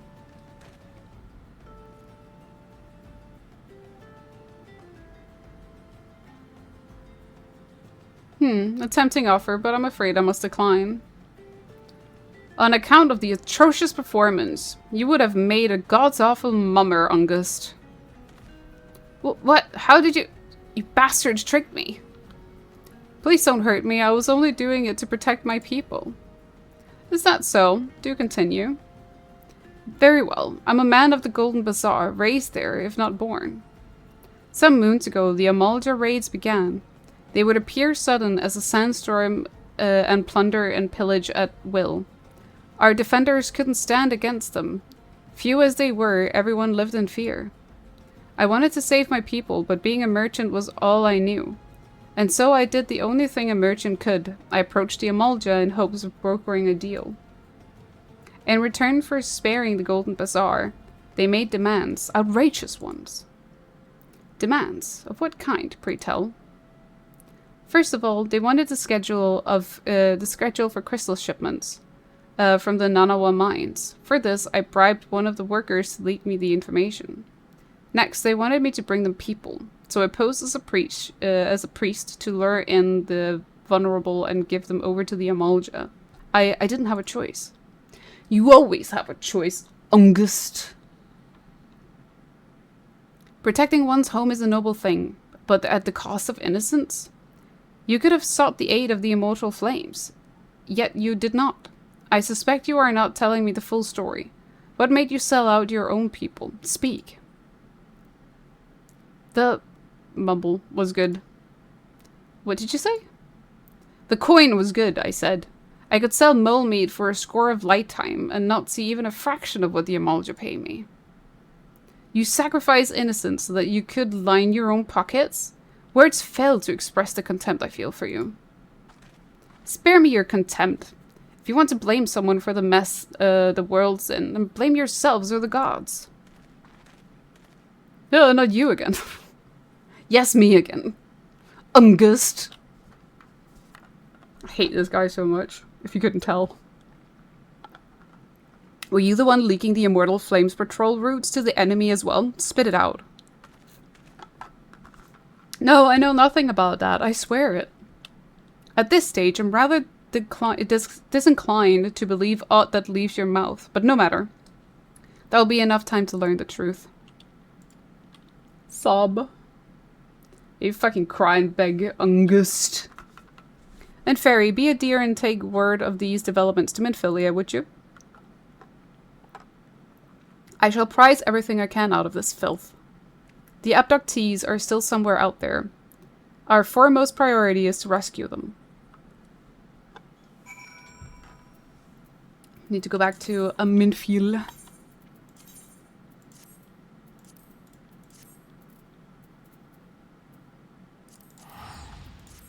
Use my Whisper Bay tokens. Save my girl! Look at the pretty red. Oh my god. Look at that. Pew, pew, pew, pew, pew.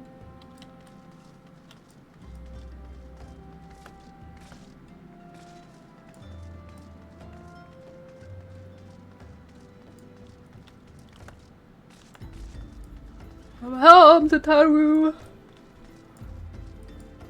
Oh my god. I need to stop yawning.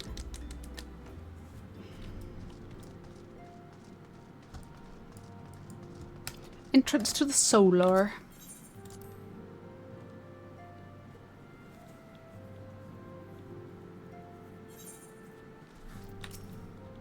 Welcome back, Fairy. I am pleased that you and Thancred have been getting along. I see. You have done well to uncover the truth. My thanks for the report. As Thancred said, we must ascertain where the abducted were taken, and none but the Amalja know the answer. Suffice it to say, they will not willingly part with this information. I fear blood will be spilled before all is said and done. Though we seek a peaceful solution to the primal problem, we must needs be ready to fight for our cause. That you might take to the field suitably prepared, I would have you meet with a goblin acquaintance of mine. His name is Multimix Biblipots, and he is a scholar of no small repute. Mutimix is renowned for having introduced a revolutionary method of enhancing equipment to Eorzea. The knowledge of this method was once a close-guarded secret, but thanks to Mutimix and his students, it has now been disseminated to the great benefit of all the realm.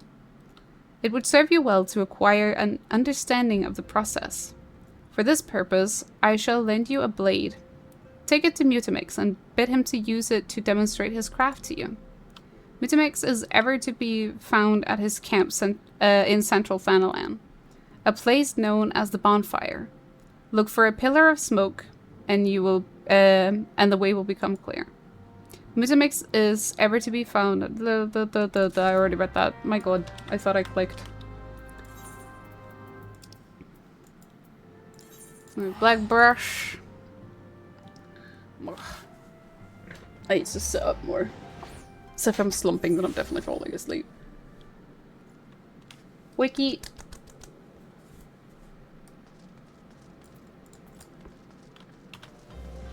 Should be illegal to be this tired.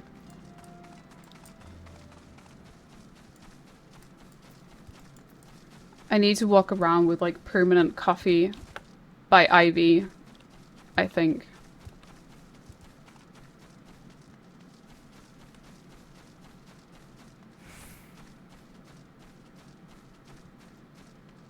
Just infuse me permanently with caffeine.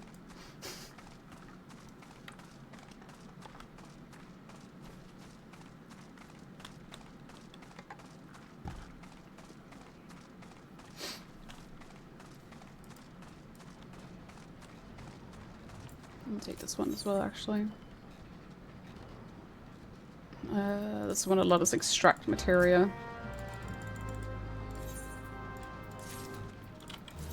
That's all you needed to do anyways. Who is Outlander come to tent ring of Mutimix bubbly pots? My nose is running. Fighty tool drinks an air self. What? When full of airy self, Fighty tool changes to stone shiny, name of materia. If materia join with other Fighty tool, then Big Eye's Fighty tool gains power of airy self. Mutimix is reckoning the Uplander is friend of Minfilia.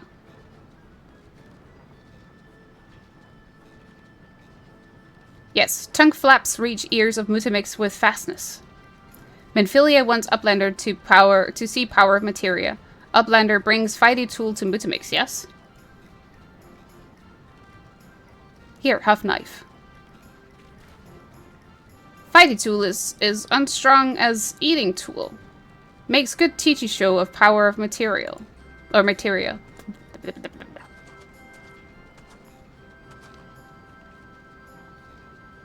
The materia master. Now, eyes of Uplander point at Fighty tool, yes?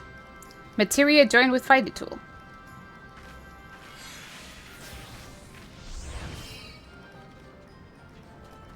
Fighty tool gain power of materia. Fighty tool reborn. Here. Uplander take Fighty tool to Minfilia. Materia, strictly speaking, is a kind of crystal. It is created by drawing out the etheric constituents from a piece of equipment and then crystallizing them. Not just any old equipment will serve, mind you. It must have sufficient spirit bond. That being a measure of how fully an item has been imbued with the owner's spirit. When you attach a piece of materia to gear, you imbue the host item with its power. That's how Master Mutamix turned that dagger of yours from summit as would have struggled to cut steak into a weapon worth wielding. Uplander wishes to be a joiner of materia? Then Uplander best fill brain cases with knowings of crafty making. With knowings of crafty making, Uplander can become joiner of materia. If Uplander wants a brain case to rattle with knowings of materia, Uplander best trade tongue flaps with learny ones of Mutamix. That was a read. Alright. I'll go back to Minfil.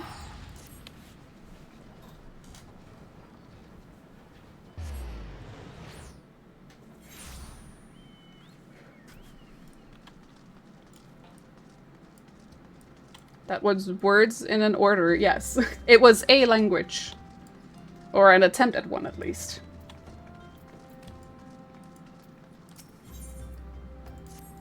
That was a halotali.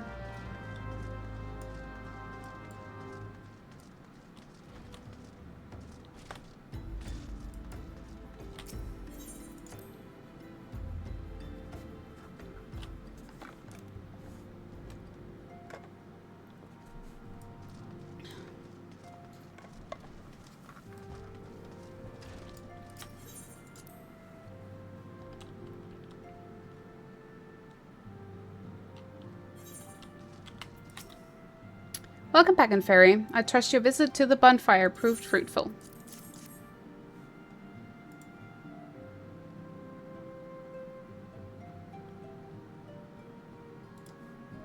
What a remarkable difference a single piece of materia can make. Granted, the skills needed to manipulate a substance are not easily acquired, but one need only look upon the results to realize such efforts are worthwhile. As I am sure you are aware, the quality of one's equipment can be the difference between victory and defeat. Materia may well give you the edge you need in Fairy, so make it your ally. Good afternoon, welcome in, Phoenix. Now it's time we discuss the matter of your next mission. Pray speak with me when you're ready to begin. Immediately. Word has arrived from Thancred concerning our ongoing investigation. It appears he was able to extract some information from our friend Ungust, the false priest. Goddamn Ungust! He revealed that he is due to meet with the Amalja to discuss their dealings.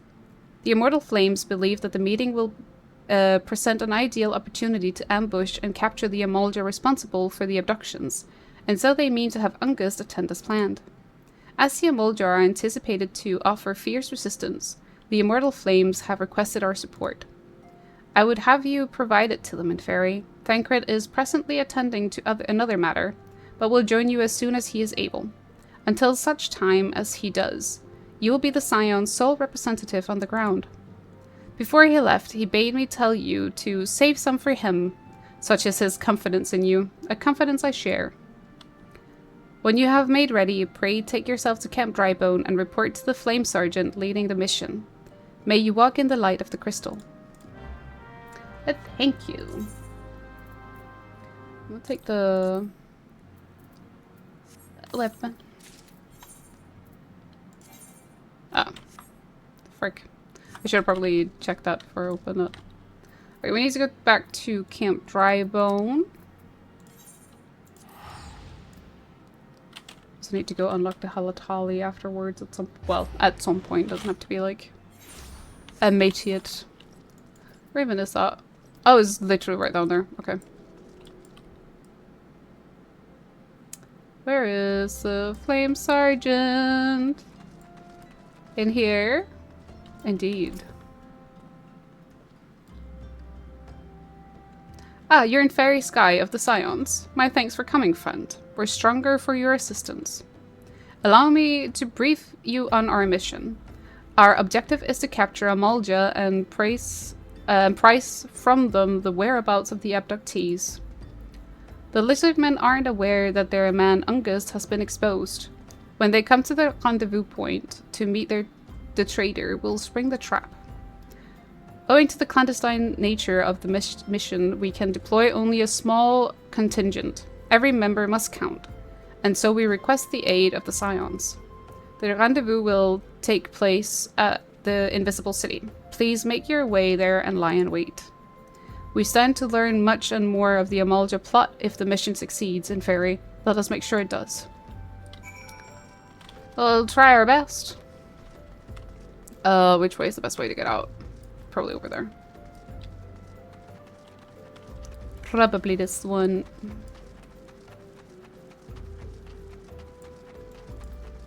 Oh wait, we need to go all the way up there. Oops. Actually, you know what we're gonna do? We're gonna quickly go down. We're gonna unlock Halatali.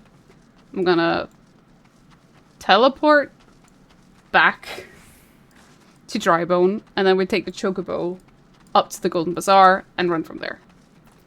Still a bit of a convoluted, but we'll get there in the end. At some point.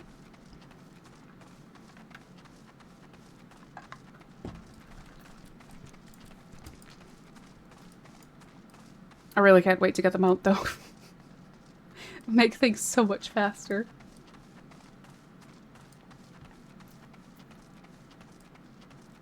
It wasn't that far, though. It's okay.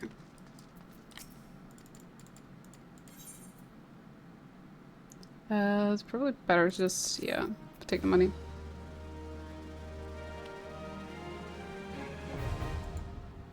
Tali. Tali. Okay. Let me teleport back to Camp Drybone.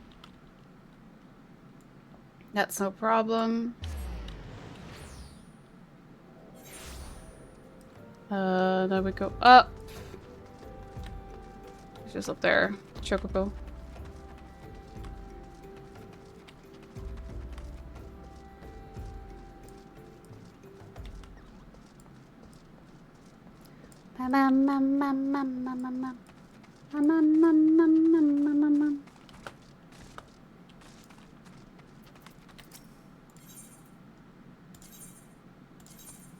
Let's go.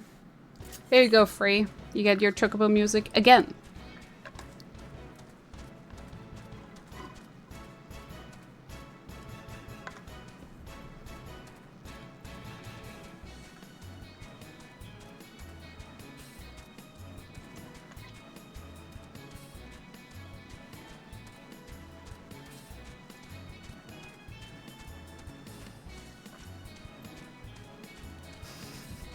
Getting a little dance in there.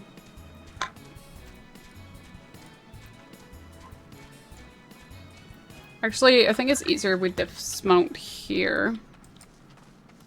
And then run the rest of the way. I definitely think that would be the quickest thing to do.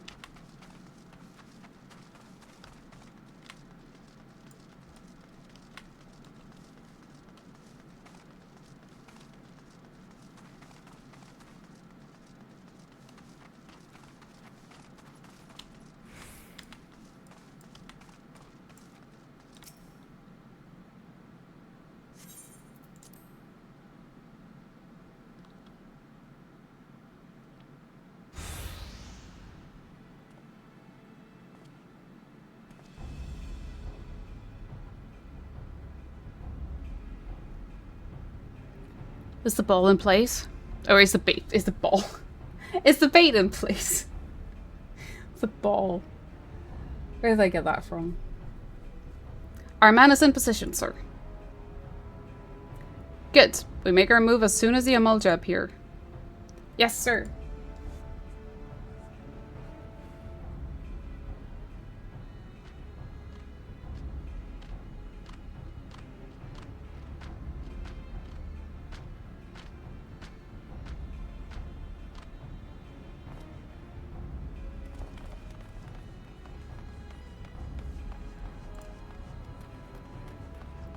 What is the meaning of this? Wait, something's amiss.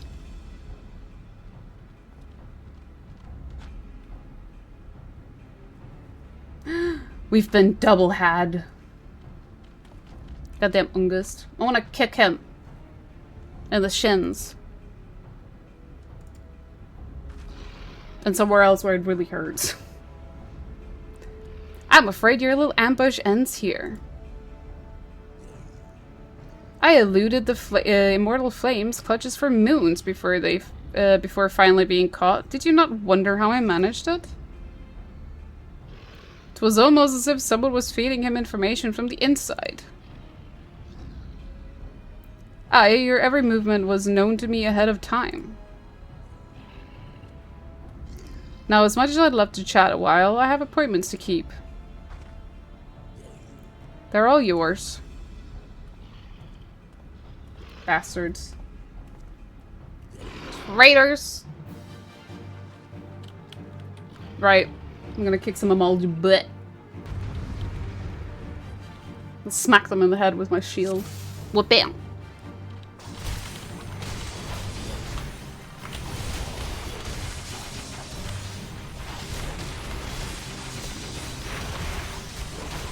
Whoa.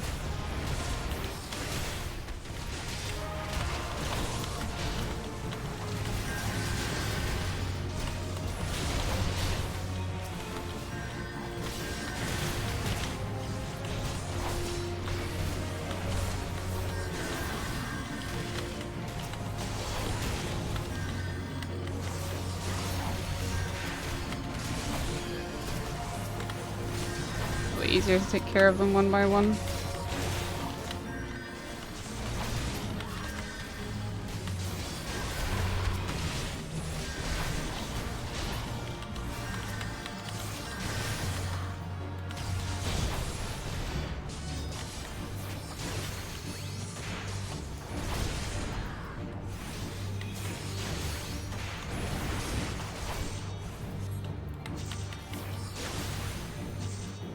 Ah! I gotta interrupt with that one.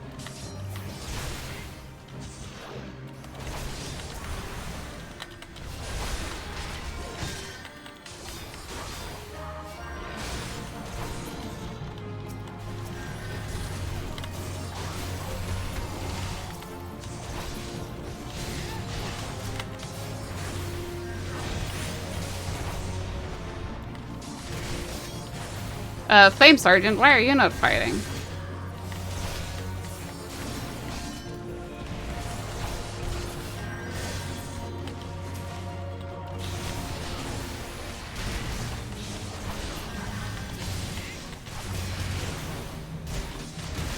Oh, now he is.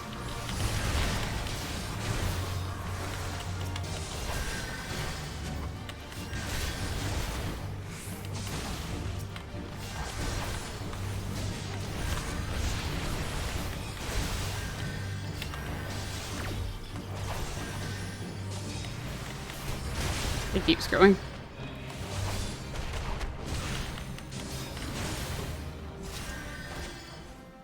There we go.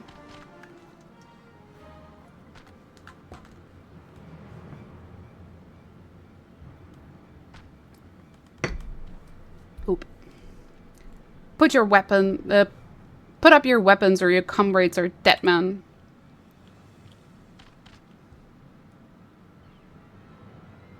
Behind you! Is it snoozy time?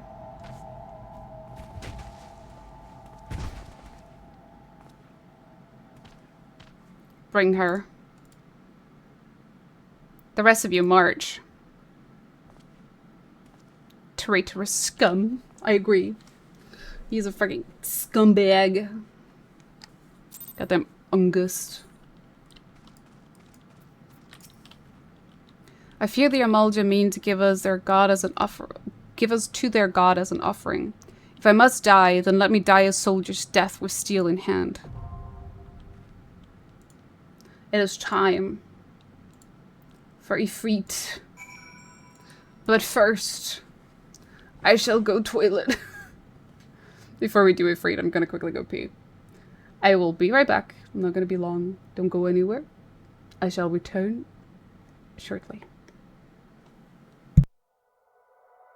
The silhouette's burning, embers rising high, like a chemical fire. The flame won't die.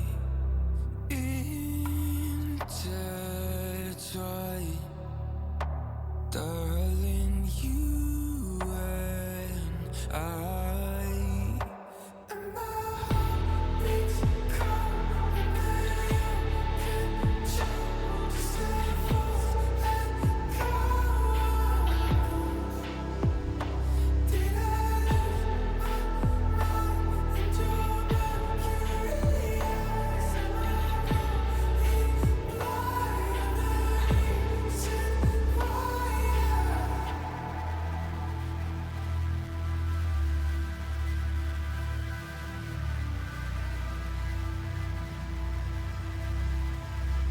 Barely scratching the surface.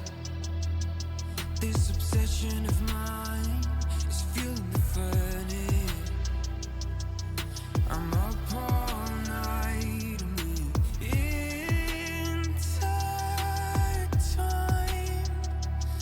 Darling, you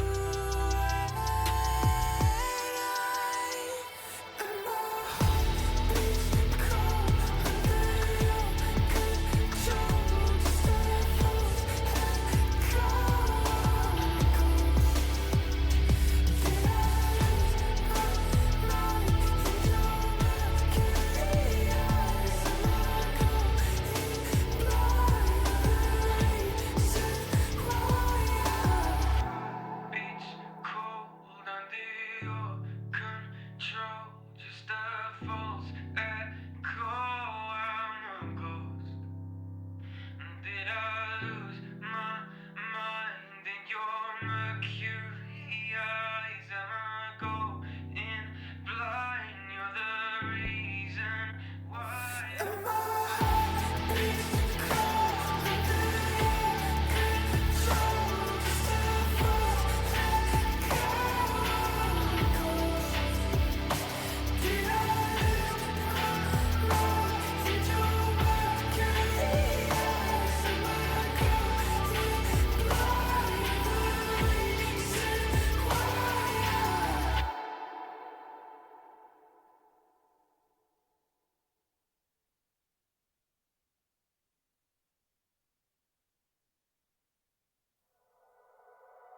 The silhouette's burning, embers rising high. And I return. True to form. Listen, I'm only human. I gotta pee sometimes. It's perfectly human to have to go wee-wee, okay? So if anything, it just proves to you that I am human, right? That I have to go pee sometimes. I was trying to get my chair a bit ahead.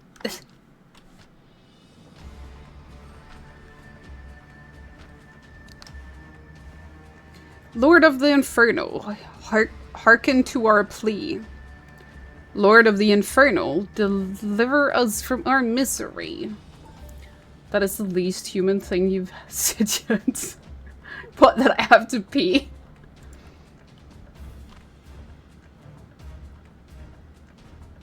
O mighty Ifrit, Lord of the Inferno, your humble servants beseech you, grace us with your divine presence.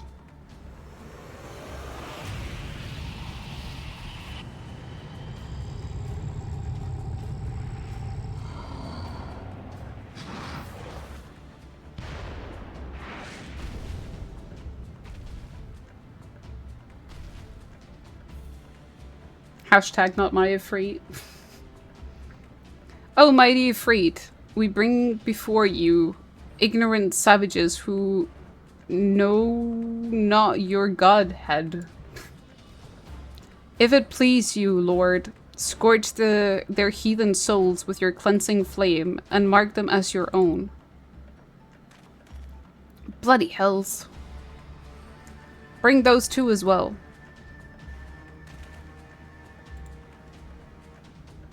What is going on? This ain't what we agreed. None but servants of Lord Ifrit may behold the rite of summoning. The souls of unbelievers are forfeit. Now spare me, I beg you. No, toss him over an edge. Pitiful children of man, by my breath I claim you. Arise once more as my loyal minions. Feed my flames with your faith, and all who stand against us shall burn. War. Know that needing to pee proves you're human. What? It could be that you thought I was a robot. I'm in fact not a robot, I'm a human. Oh mighty, you're freed. My one true god.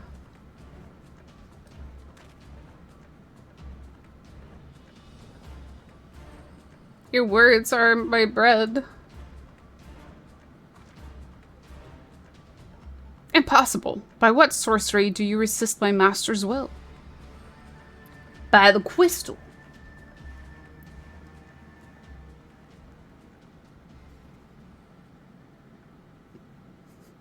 Be a robot. That's a lot better than being a puny human. Exactly. If you could transform yourself into full-on robot, would you? So, like, have you ever watched the anime Galaxy Express? It's a really, really old one. I think, like, back from 1980s. And basically the main plot of the story is that most humans have gone to a planet to change their mortal flesh to being androids. So everyone is robots, and the ones who are still actually human, like flesh and blood humans, are being hunted as trophies and stuff. It's a very weird anime. It's actually kind of good, low-key. You're a transhumanist, so yes. A transhumanist. I am in fact a robot wearing the flesh of a human. Sometimes I feel like a robot. Like an everyday robot. Just following along on life's path, you know? Could it be? Your soul already belongs to another? Yes, that is the only explanation. My soul belongs to Mother Crystal.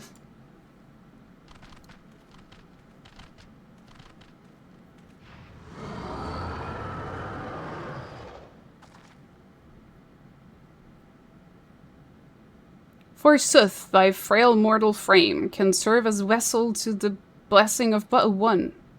Yet I smell not the taint of another upon thee. The truth of thine allegiance waxeth clear. Thou art of the godless blessed's number. The paragons warned of thine abhorrent kind. Thine existence is not to be suffered. I'm so bad at, like, Yole English.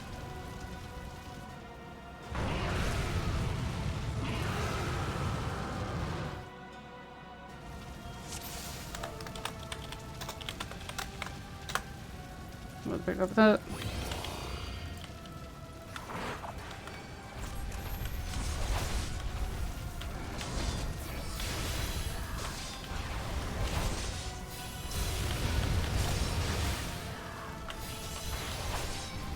I shall do my best.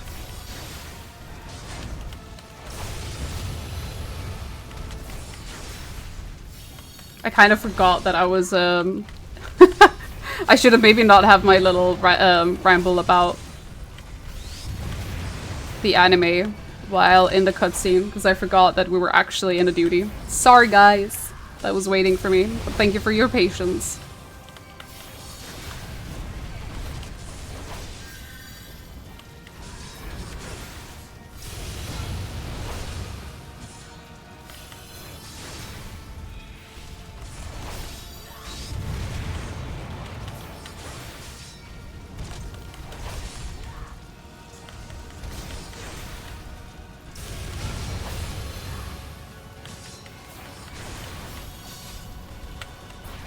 Ah.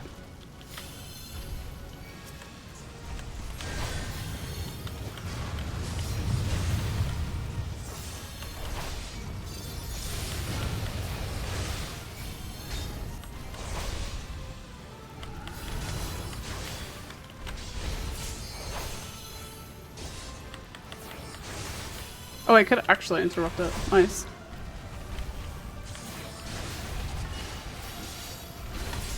Aha! The power of tanking. I feel powerful.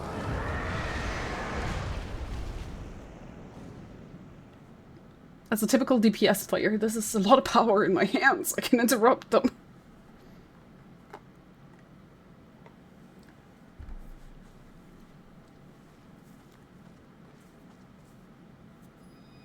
Well, DPS healer is what I usually play. And tanking is pretty fun. I don't think I'm ever gonna main tank, like, become mainly a tank.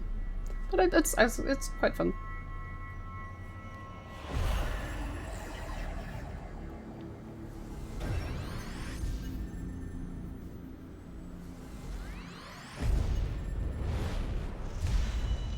Got another crystal!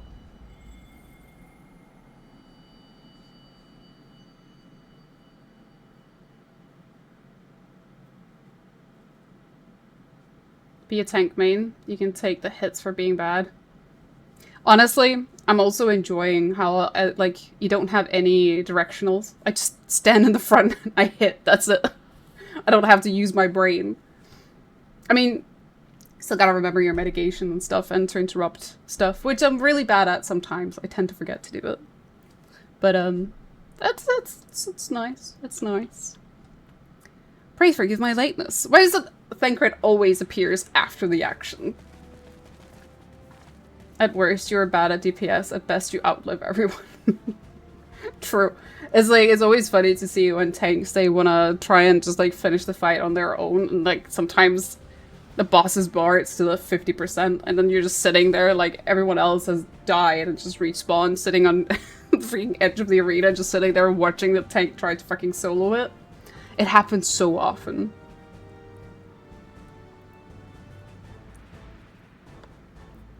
Three hours later and the tank is still going, especially if it's a paladin.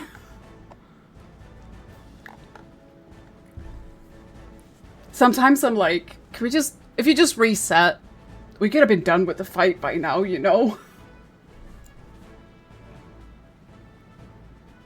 I was delayed by a congregation of Amalgist zealots.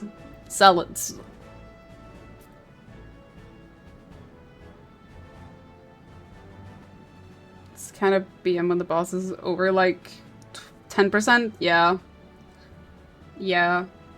Sometimes it's just like, I understand wanting to just try and finish the boss, but oftentimes it would actually be faster if they just reset, you know?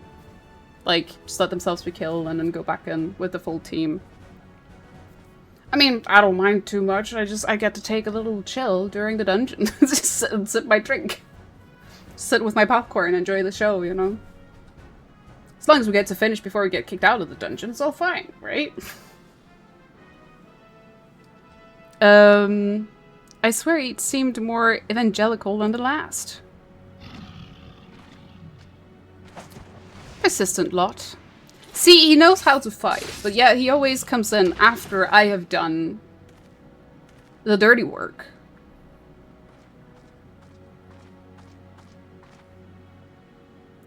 I see the Bloodsworn wasted no time extracting the captives. No less than I'd expect from the Flame General's hand-picked men. I almost read that at handicapped.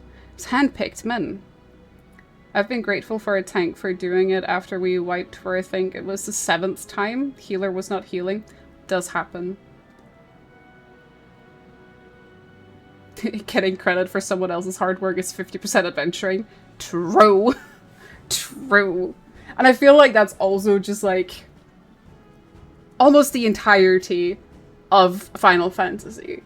That we, as the Warrior of Light, do all the dirty work, and then everyone else swoops in and takes at least like 50% of the credit. It was the Scions all along. The Scions We're the victors. It's like, meanwhile, the Warrior of Light over in the corner is like, not like I fucking did all the work, okay? So they might be the brains, but we're definitely the bronze, that's for sure. But healers not healing is unfortunately quite common, I feel like. Either that or they're just not DPSing at all as well. It's like you run into it sometimes. Personally, I really like to go like pew pew pew pew when I'm healing, because like with the new white mage updates, you're basically like a little sentry, a green TPS. Yeah, why not? I mean, a sage basically is a pretty good, could be a pretty good DPS at the same time as a shield healer, you know.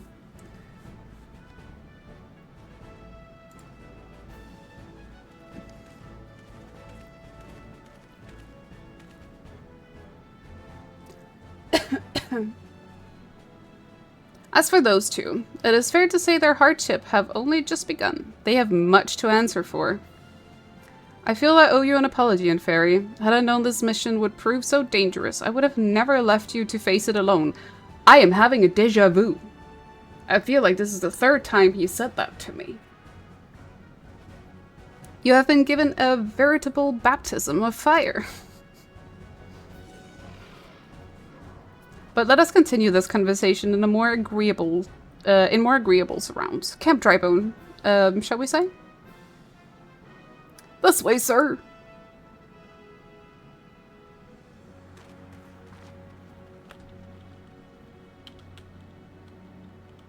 It's like Thancred always being fashionably late. So that was the mighty Ifrit.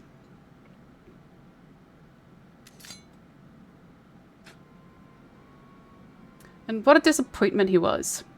The readings are nowhere near what I had anticipated, even taking Ul'dah interference into account.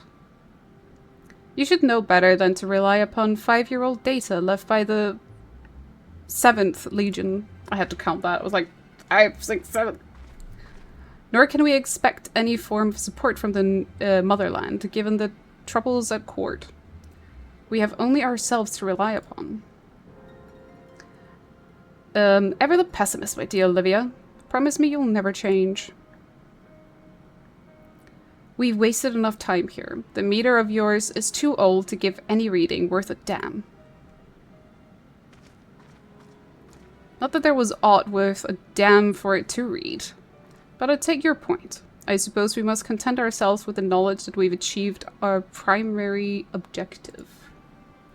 Yet I find that I am troubled by the adventurer's unexpected show of strength. Could such a foe prove a hindrance to our plans? Oh, you just wait, Nero. I'll kick you blit.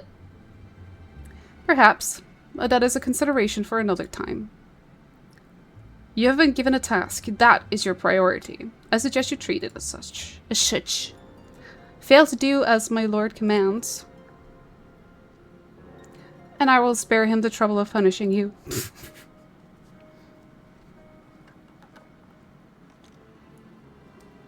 With allies like that, beware a woman in love. I shall need to be on my best behavior. What is it they say about a woman's scorn? I believe there is a saying like that, isn't there? Something about a woman's scorn. Oh my god! I got 3 commendations. Oh! Thanks, guys. Even though I made you wait, I'm so sorry. Oh, there you are, Inferi. Come rest a while. You will have no better opportunity. After witnessing their god's ignominious defeat, the Amalja will be less inclined to risk our wrath for the time at least. Hell hath no fury like a woman scorned. That is the one. And I can only say, honestly, it's kind of true. Like, angry women are freaking scary. Like, an angry man is scary, but an angry woman, oh my god. It's like, you know, when dad was angry, it was like, oh no. But when mom was angry, it was like, oh no.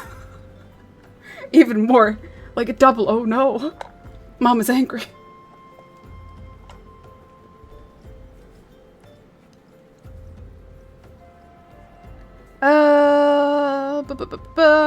After witnessing their gods' ignominious defeat, the Amolja will be less inclined to risk our wrath, for the time at least. Now, where were we? Ah yes, I was in the process of apologizing. I do hope you can forgive me. I arrived too late to be of any use to you or the abductees.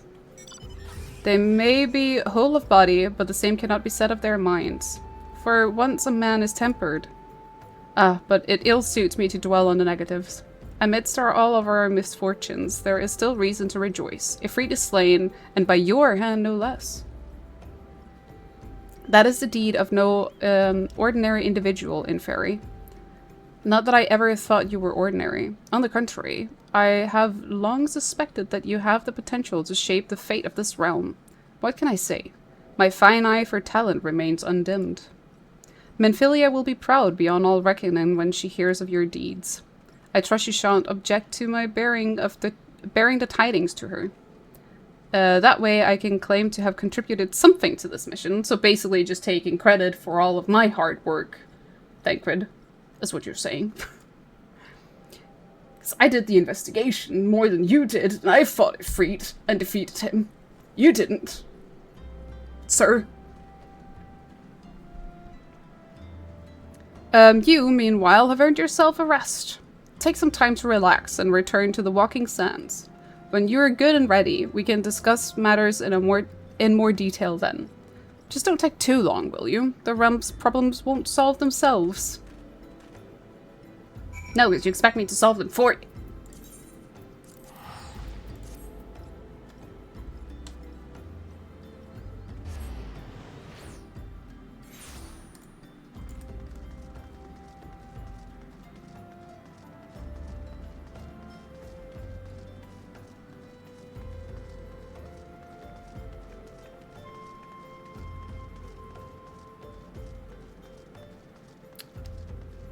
Tataru, I'm home.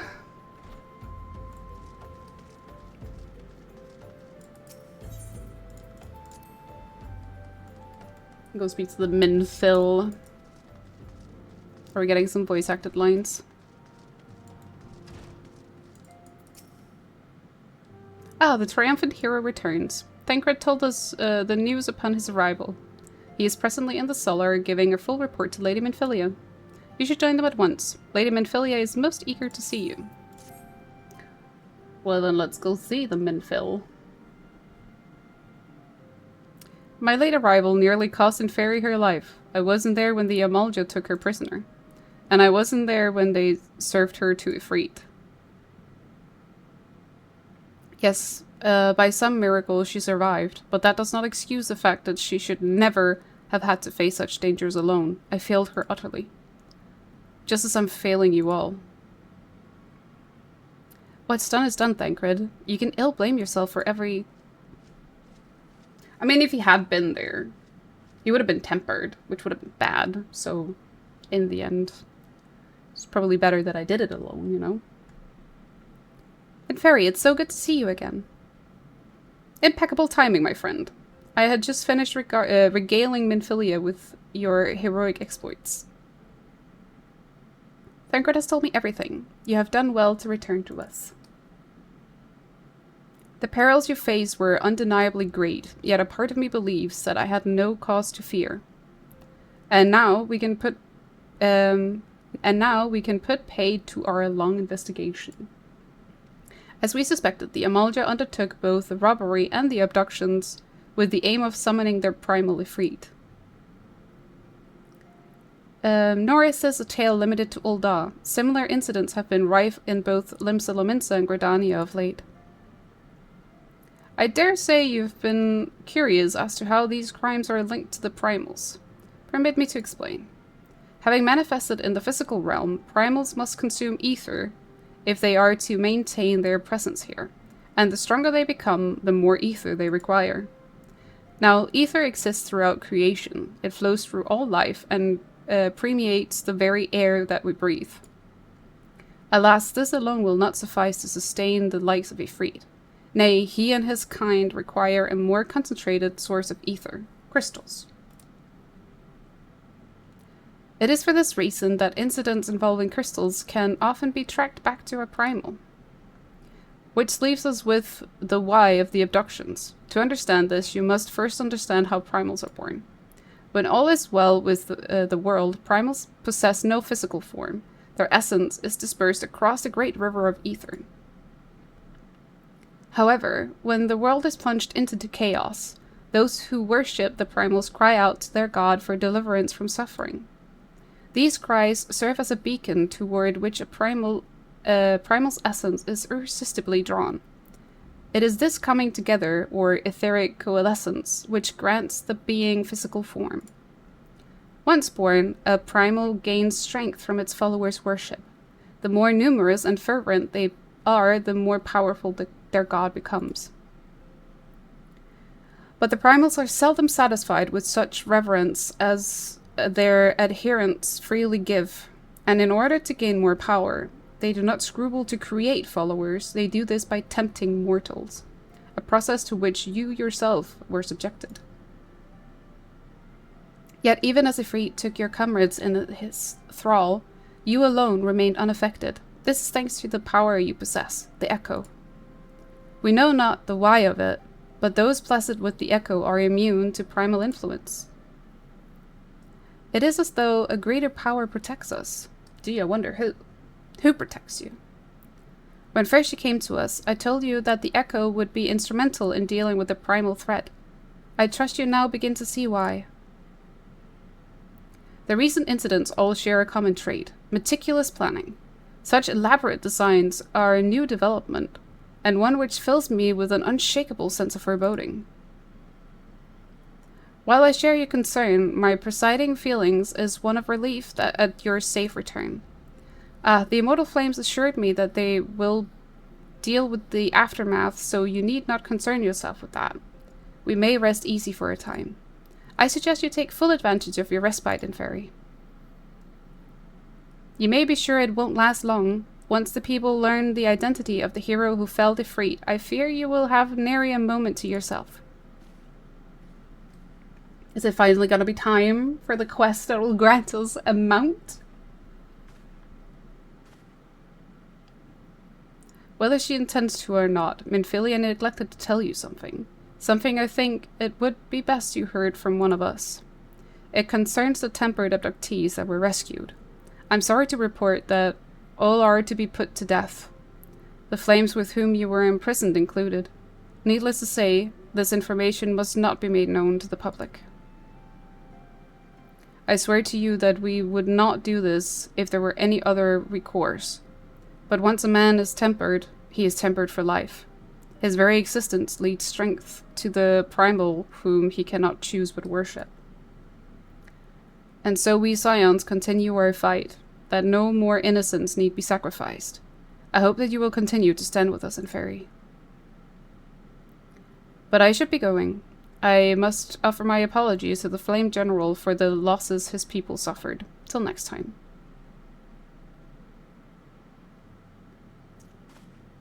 Such a freaking dark edition. Welcome to Final Fantasy.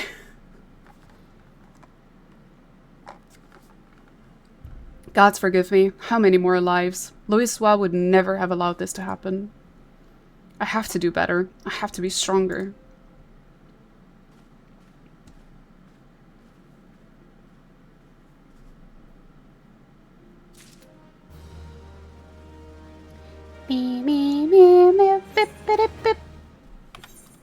Did I get better gear? I did indeed. Oh my god, I have an eye level of 18! Would you look at that? Oh my god, it finally is time. Until not so very long ago, you were but one of the many adventurers seeking to make their way in Eorzea. But for your character and courage, you were raised to the esteemed post of envoy. Thereafter, you traveled the realm, aiding those in need without thought of reward, confirming to Thancred that the Scions would benefit from your aid, and no sooner had you joined us than you personally bested the primal Ifrit. Oh, so much reading! You have achieved a great deal in a short time, and won fame in so doing. Alas, fame does not come without a price, and you will soon discover.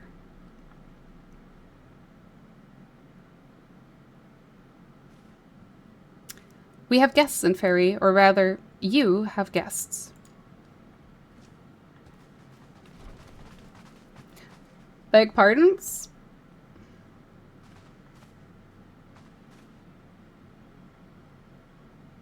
Ah, Lady Minfilia, radiant as always.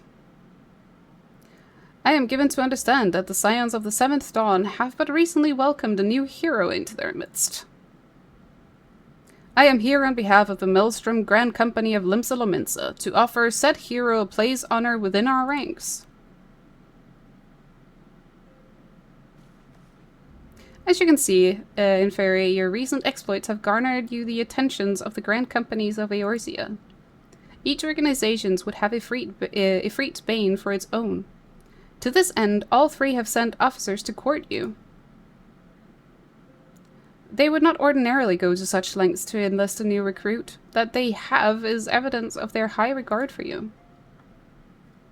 I find myself wondering how word of Inferi's deeds spread so quickly. That the Immortal Flame should have known of her triumph is to be expected, but what of the other Grand Companies? Oh, Tataru with her big mouth. Your reputation precedes you, Mr. Sky. It is no ordinary woman who can face a primal and emerge the victor. The Order of the Twin Adder has need of valiant women such as you. Join your strength to ours, friend, and together let us ensure the peace ever reigns over the Twelveswood. What a pleasure it is to finally meet you, Mr. Sky. My comrades speak of you in the most glowing terms. Why, even before you aided us against the Amalja and their dread primal, yours was already a respected name in Ul'dah.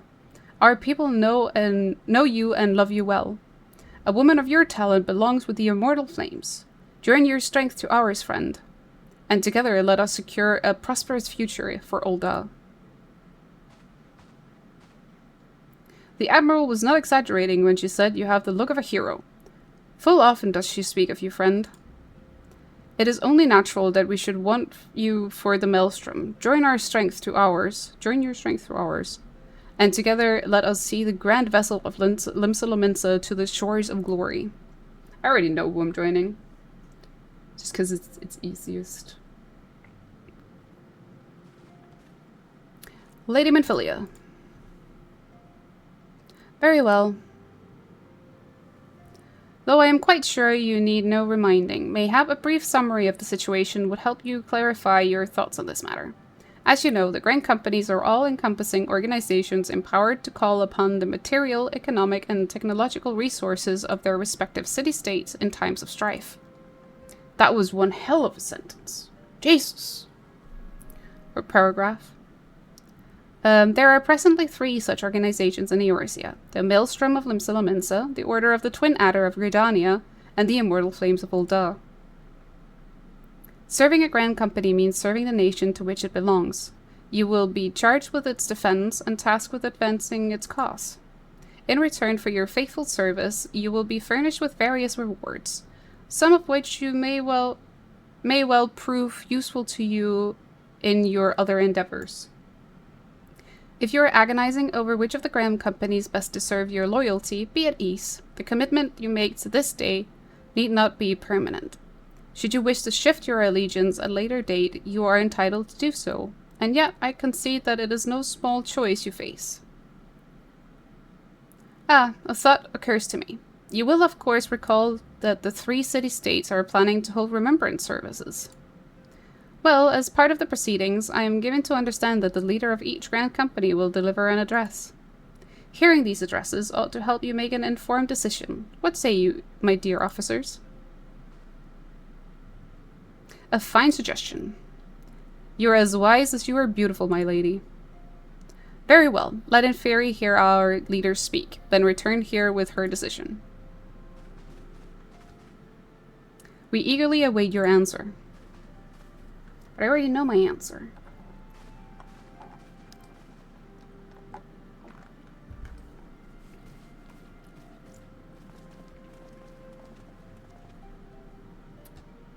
I know full well that adventurers are by their nature a liberty-loving breed, and not best suited to the discipline of military service, but I strongly urge you to join a grand company nonetheless.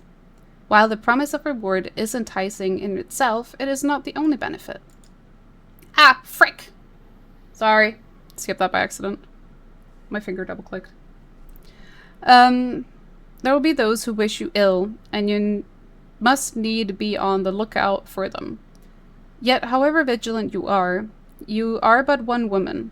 In the midst of a grand company, however, you will be one woman amongst many, a friend amongst friends. Your achievements will be shared, and so will the danger. I can think of no better agreement. Of course, joining one organization need not mean leaving another. I hope that we can continue to rely upon your aid. The 12 know that we will have need of it in the days ahead. The grand companies seek to protect their own nations. We Scions, on the other hand, seek to preserve the future of Eorzea as a whole. Similar, yet not quite the same. Now then, I expect you will be afield more often in the future. As such, I would have you carry this link pearl with you at all times. It would allow us to stay in touch regardless of location.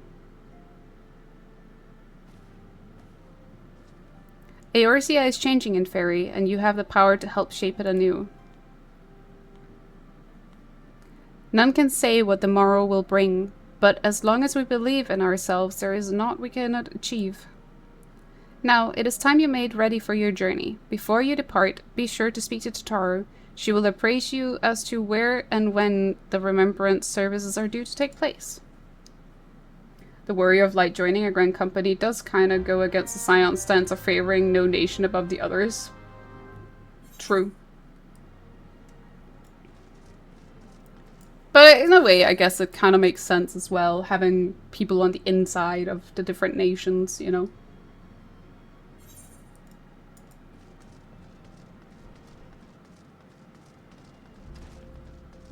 I don't think it's about favoring as much as it's just like helping out.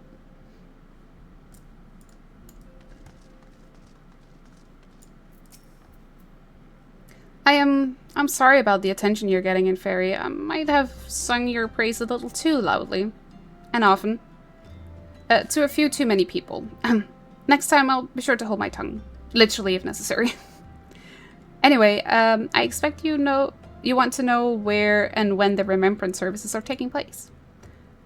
If all goes to plan, Gridania's grand company, the Order of the Twin Adder, will hold the first of the 3 services, and the elder Seatseer, Kan-e-Senna, will deliver her address at Mikero's amphitheater. Can't read. I should probably mention at this point that due to the organizational challenges involved in assembling all of the involved parties, it's possible that the order of the services might change. Still, there's not much we can do about that, so make Gridania use first port of call. Next, you need to go to Ul'dah, where Flame General Raban Alden will be addressing the masses at the Royal Promenade. Oh, and it's rumored there's to be a special guest. How exciting! Last but not least, you must make your way to the stateroom in Limsa Lominsa, where Maelstrom Chief Admiral Merlwyb Blofishwin will be giving her address. The room is accessible via the Admiral's lift. Identify yourself to the sentry Santhiel, and he will admit you. Got all that? Well, off you go then.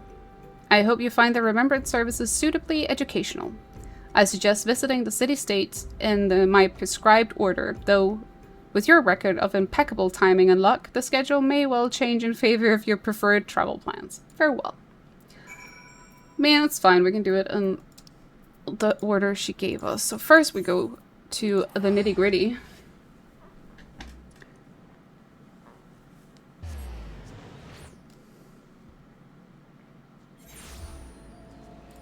Then we go to the amphitheater, which is here.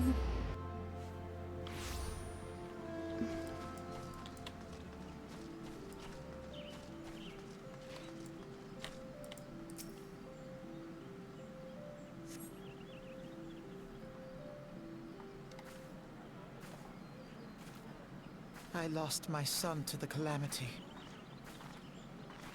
3 seed seers are all together. Some say you couldn't take a step without stumbling over a body.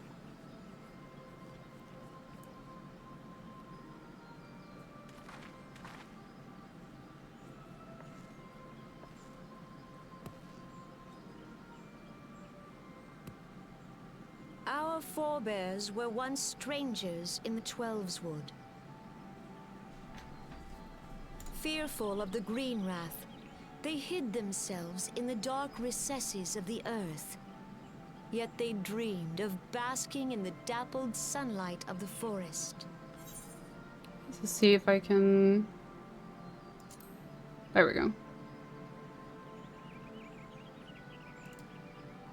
Through great effort, they proved their worth to the elementals, and were granted a place beneath the boughs.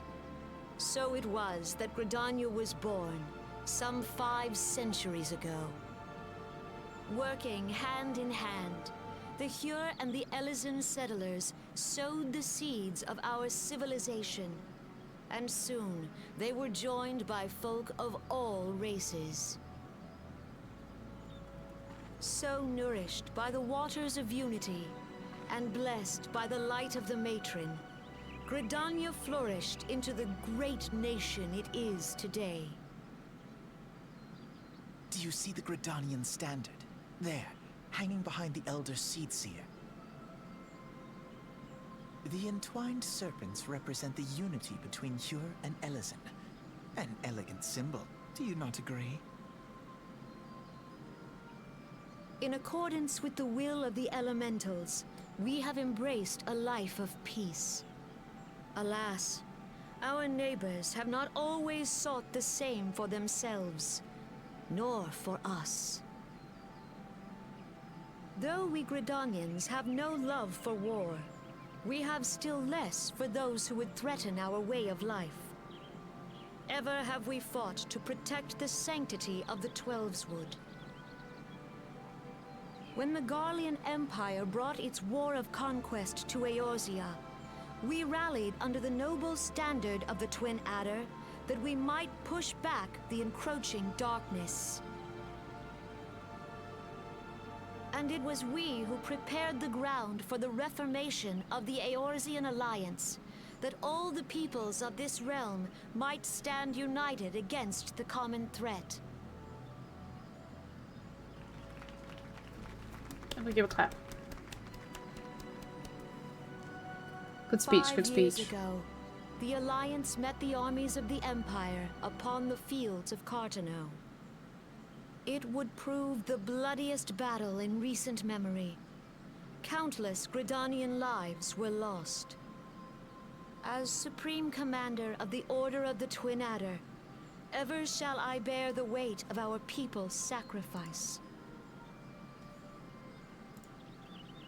Alas, their loss was not the only tragedy to befall us that day, for soon came the calamity.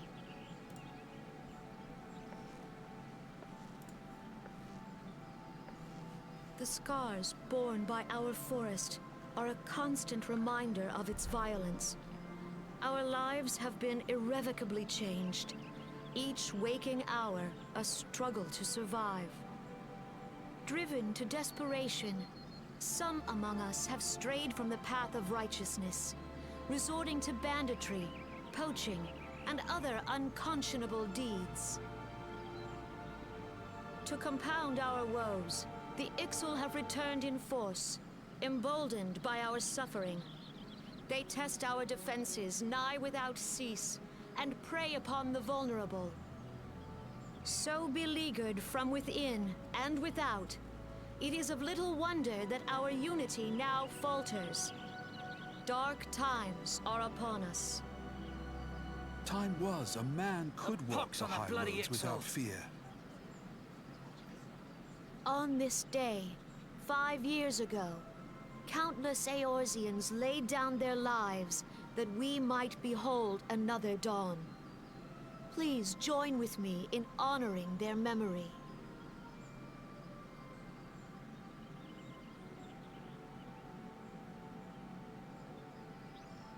And how do you propose to honor the memory of those you cannot remember, pray tell?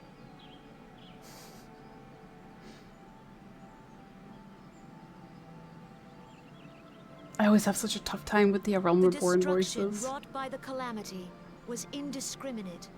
It dealt death to Eorzean and Garlean alike. Yet while we have labored to rebuild our homes, to rebuild our lives, the Empire has set about raising steel fortresses here in the Twelveswood. Let none be mistaken. The Garleans remain the greatest threat to our survival. If we are to stand against them, we must remember what it is to be united.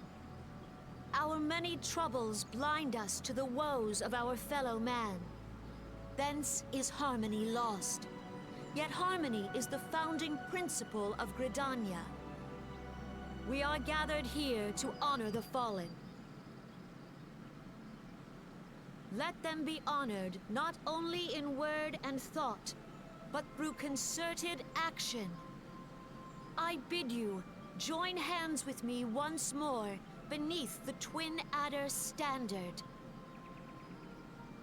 And together, let us heal the forest's wounds, that our progeny might live in harmony beneath these ancient boughs. For serenity, purity, and sanctity. We must think of the children! Woods will be done. It's up to us to protect the Follow forest. the elementals!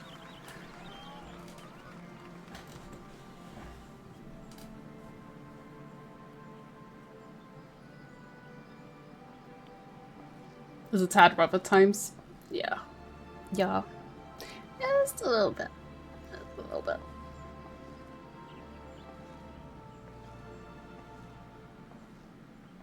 For the elementals.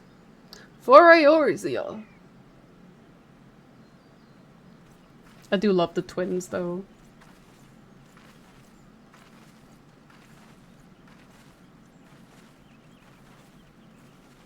If you'll permit me, Alfie no. And my sister, Alize, at your service. I saw at a glance that you were a fellow traveler. You might call us students of history, sampling the realm's remembrances in pursuit of enlightenment. God's right, Alfino. Listen, I love Sam Riegel. He's a really good voice actor, and like he's really funny in like Critical Role and stuff. Wait, oh shit! Stop! Stop! Stop! Stop! Stop! Stop! Stop! I forgot that the auto one also goes in this when there's no voices. But his Alphino is very meh. It's very. It's a little bit too snobbish for me. Like, I guess I get that he has to have that little bit of a pumper. Is that what you call it? Like a little bit of pump? But it's just a little too much, you know. Like a little bit, it gives me a little bit too much brat I want to slap in the face, you know. The sylphs by contrast are peaceful in nature, being mischievous rather than malevolent, and have long been on friendly terms with the Gridanians, until recently at least. Unless they have grown aloof, a change observed at roughly the time they summoned the primal Ramu. He also sounds too much like he's in his 40s. I actually don't even know how young the voice actor for Alphino was when he first took over. Let me check. Alphino voice actor.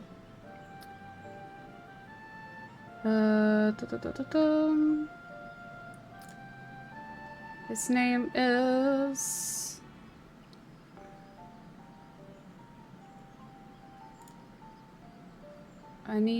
It's Colin Ryan. That's his name. The British one.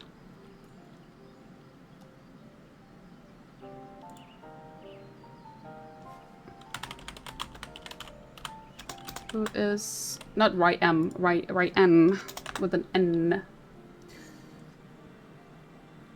He's 38 now. When did Heaven's Ward come out?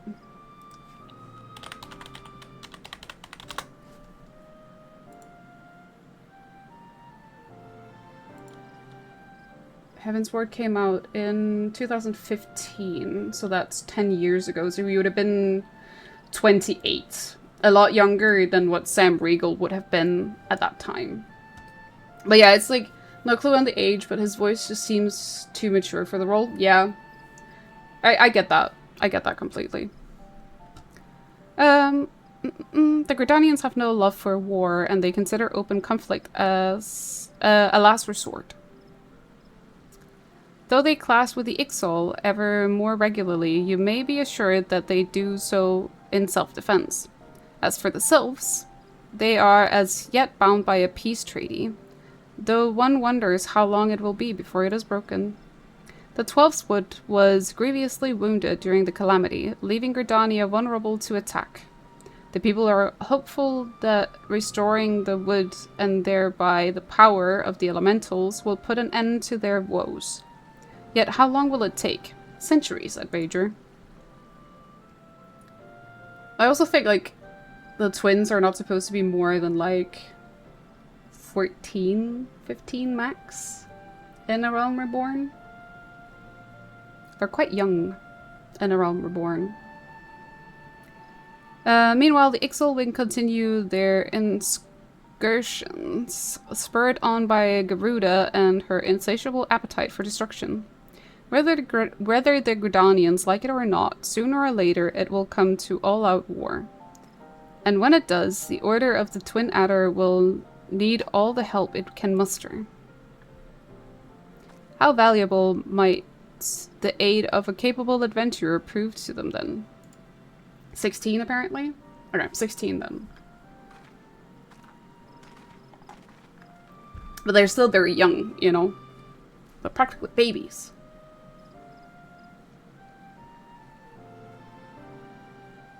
Babies. Very smart babies. That's for sure.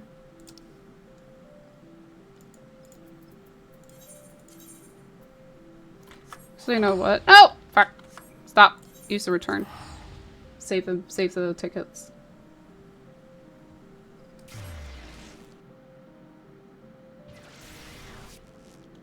Not as smart as he thinks he is, baby. He is book smart, not street smart. That's the thing. And that is, in the end, what becomes his downfall. It's the fact that he lacks that street smart, but he thinks that his book smart is enough. Because he is a very intelligent guy, you know, book smart wise. Whereas Alice is more of the street smart kind of person. So Alphino is the book smart, Alice is the street smart. It's quite a good combo. I like that they've done that. I might take a chance, and while he's holding this speech, because the Gridanian one was quite long, to quickly rush to the toilet without having to go and be right back. Because I can just put it on auto. I can still hear it, because I have wireless headset. So I think I'm gonna take that chance.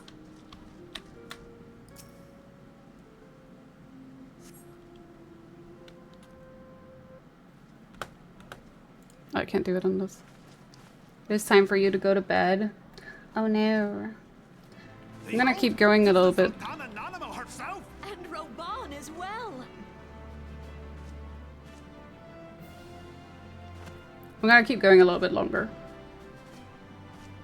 Hark you, souls of flame, drawn to the bosom of the desert, where the fire burns brightest and Have shall fun. rage Thank you. Have a good forevermore. sleep.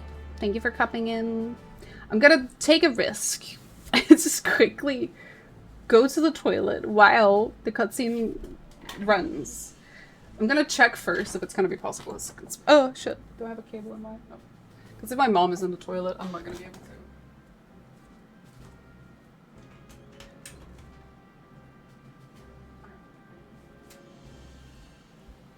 I'm gonna do it. Hurrah! Reborn!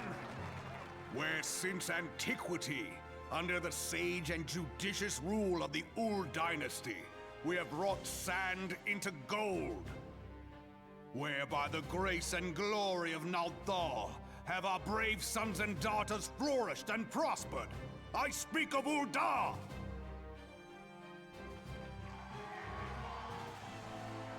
There, at the Flame General's back flies the Grand Company's standard. Note the sigil. The golden scales of order balance the jewel of prosperity with the flame of might. Great and many are the gifts our nation has given the realm. In Eorzea's darkest hour, on the killing fields of Cartano, none spent more in blood and gold than we. Thus was the 7th Imperial Legion laid low. So that's how it happened. How soon history forgets. Yet many left our gates, never to return. Let us pray for our absent brothers and sisters, that they might know happiness in the great beyond, as Thal's honored guests. If the fates were fair, the price we paid that day would have bought us victory. Alas, they are not. And now, but 5 years into this 7th Umbral era, the spirit of sacrifice which granted us our strength is all but dead.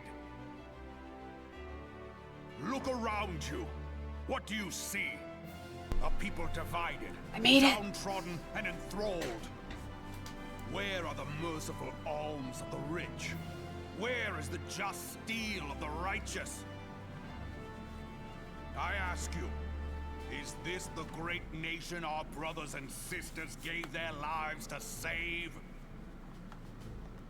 You who call this living, dishonor the name of the immortal flames. It is but a slow death. Our enemies surround us. The savage hordes of the Amalja wait beside our roads, strangling the lifelines of trade. Meanwhile, the Garleans make mock of our borders and despoil our land of its natural wealth. We stand on a precipice, yet we do not act.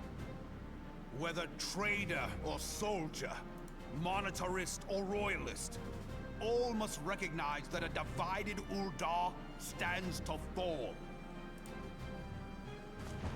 Victory and fortune walk hand in hand. Ye who seek glory and wealth, look not to what little you can snatch from your neighbor, but to the boundless wealth of the world beyond. Now is the time to unite. Now is the time to ride forth.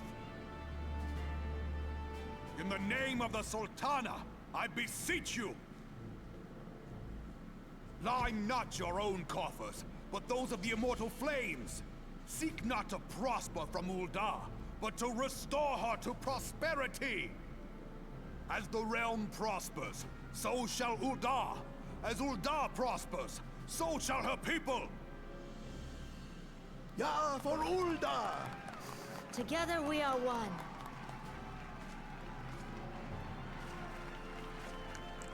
Your Grace. Reborn? I love Nanamu.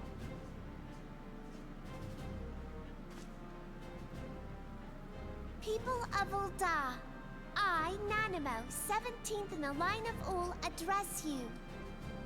Much has been made of the wealth of Uldar. Yet those who measured that wealth in coins and carats are gravely deceived. For the true wealth of Uldar lies in the health, happiness, and hopes of her people. Beloved subjects, I bid you raise aloft the torch of Uldar, that her flames might serve as a beacon for all Eorzea to see. Long live Nanamo! Glory to the Sultana! For victory and fortune, stride fearless Some of into these the voices, inferno, I swear. For we are, by fire, reborn!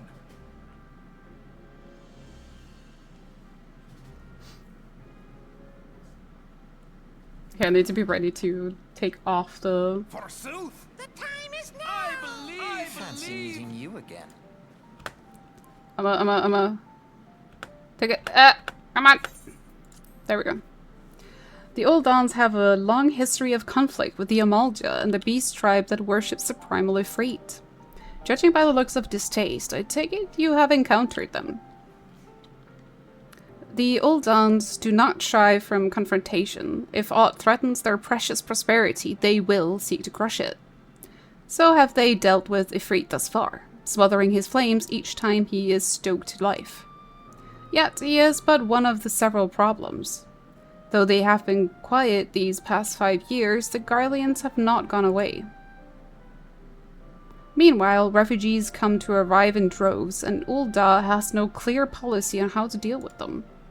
After all, not even the Sultanate's coffers are bottomless.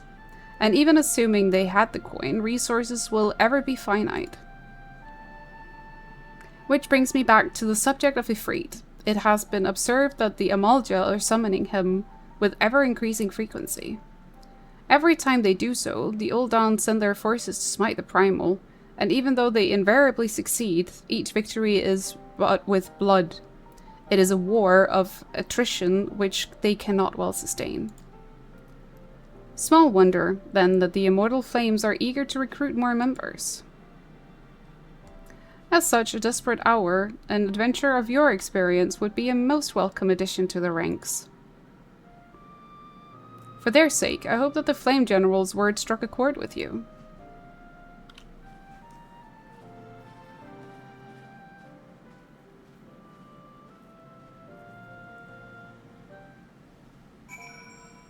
Then we go to the Limsa. The Limslo Mints. For the last speech.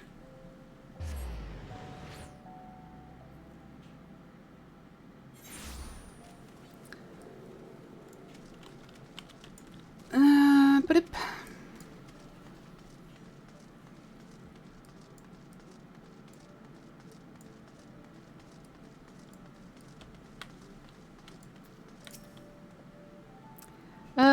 here to attend the remembrance service. Be quick. The Admiral is due to give her address at any moment. Well, let it begin.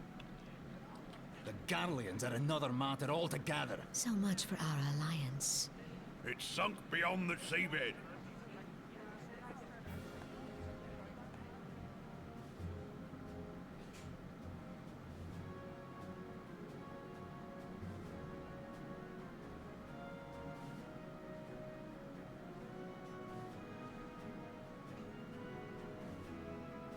Brothers and sisters of the sea, hearken unto me.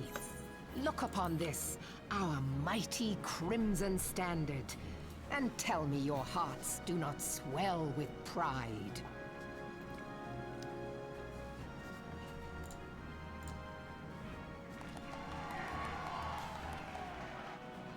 "700 summers have come and gone since our forefathers first ran aground in this fertile bay. In that time, guided by the Mother of Oceans, Limsa Lominsa has grown from humble fishing village to uncontested ruler of the 5 seas and beyond. Ah, yeah, ah, ha, ha, yeah, ha. Did you look as the Admiral bid you? It is a rather stirring standard, I must say. The Crimson Field is meant to signify the blood of fallen crewmates, while the Black Longship represents a pirate vessel. When the Garlean Empire marched upon Eorzea, we assembled beneath the Maelstrom Standard, and our grand company was reborn. All answered the call, from the Knights of the Barracuda to Hilthier's bloody executioners. And together, we met our would-be conquerors upon the field of Cartano. That day, the world bore witness to the united strength of Limsa Lominsa. I swear to you, no army ever fought harder or with more courage. Yet many of ours did not survive. Join me now in remembering those who fought in the name of freedom and fell. May their souls be returned to the sea.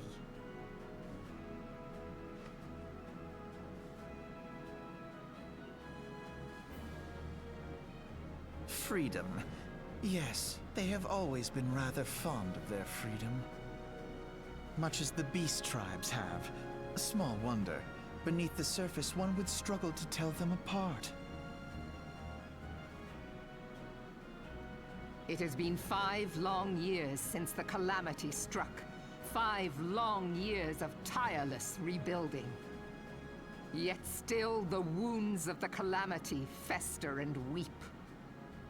But when I stand atop the mizzenmast and gaze out upon our battered and broken vessel, I see an undying spirit. Did we not build all this from the wreck of the Galadian all those centuries ago? Shall we not do so again? Yet there are those who would see this ship of ours sink beneath the waves of the restless Rotano. The Sahagin creep ashore seeking blood for their accursed god. Those fishback The Sahagin have risen? These speeches are so While the mines long. of Ogomero spew forth kobolds who push ever south, despoiling our lands as they go. These savage beast tribes will be the first waves to crash against our creaking hull. And behind them swells the grim tide of the Garlean Empire. Even now the curs fly their flags within our borders. Doubt not, but that they will be upon us ere long. We are well nigh surrounded. Yet there are those among us who would rather turn their swords against their crewmates than our cannons against our foes. How can we hope to repel our many enemies when mutiny breeds below deck? There is but one course left to us. One bearing that will bring us victory over the beast hordes and the Empire both, and see this ship safe to port.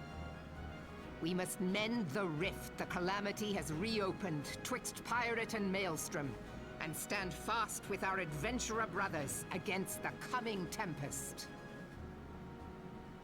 Mark ye well, a crew without unity is no crew at all. 'Tis but a mass of drowned men. To me, then, brothers and sisters of the sea, gather beneath the undying crimson standard, and pledge me your strength, your skill, your wisdom. And with the guidance of the navigator, this great vessel of ours shall ride the waves, till sea swallows all! Long live the Admiral! Admiral Melvin! Gather the lads! Oh, where's me cutlass? Where's me I'll follow ye to the cutlass? 7 hells, Admiral!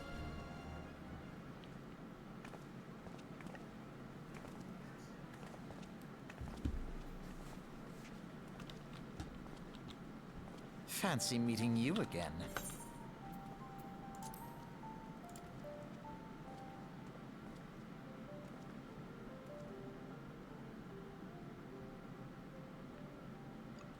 Alice just looks so disinterested in everything. Relatable. As the Admiral mentioned in her address, Limsa is plagued by 2 beast tribes. The first are the fish-like Sahagin, worshippers of the primal Leviathan. The second are the kobolds, who dwell beneath the earth and take the primal Titan for their god. As for the beast tribe's presence weren't troublesome enough, the Garleans have also chosen to erect a fortress right in the Lominsan backyard. And that is to say, not of internal strife.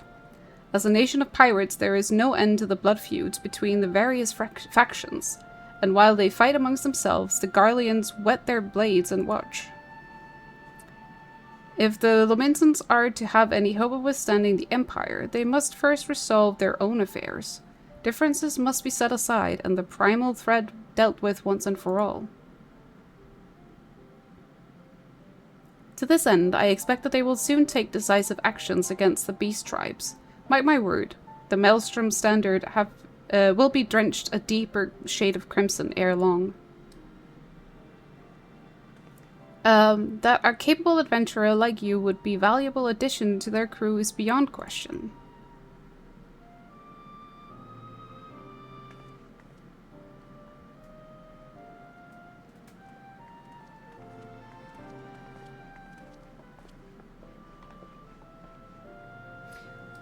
Too bad, because I'm not gonna join the Lumsons. I already know which faction I'm going with. And Ferry, this is Minfilia. You are well, I hope? Would I be correct in thinking that the final remembrance service has now concluded? A moment ago, you say? What a coincidence. Jesting aside, I trust you remember our guests from the Grand Companies? While delighted though we are to have them here at the Waking Sands, it would not do to keep them in suspense any longer than necessary. In short, hurry back. Is she getting tired of them? Ah, could do that while freaking teleporting. Wait. Okay. I'm gonna put that there.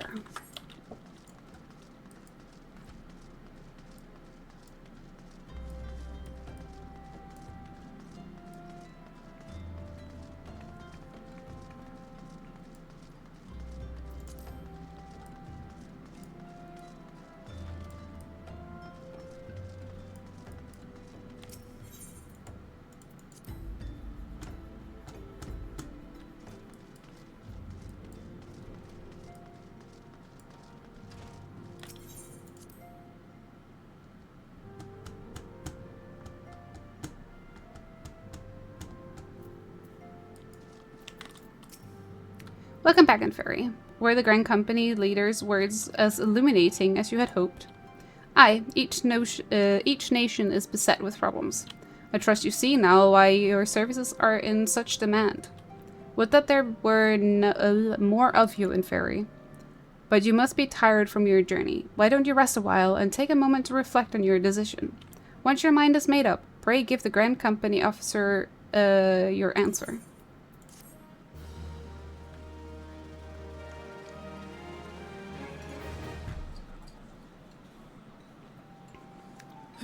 The gods only know what grand company our adventurer friend will keep. The wheels of change are in motion regardless. Brother, are you certain this course is best? Whatever do you mean, dear sister? The so-called remembrance ceremonies were little more than standard waving rallies. As though the Calamity and Seventh Umbral era warranted scarcely a mention. Well, of course they were standard waving rallies. Since you are so observant, mayhap you noticed what mention was made of the Warriors of Light? None.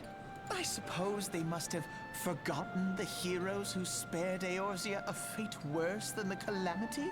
No, dear Alize, they haven't forgotten these details. They have elected to omit them. Deep are the wounds the Calamity inflicted upon Eorzea. So deep, in fact, that the realm still bleeds.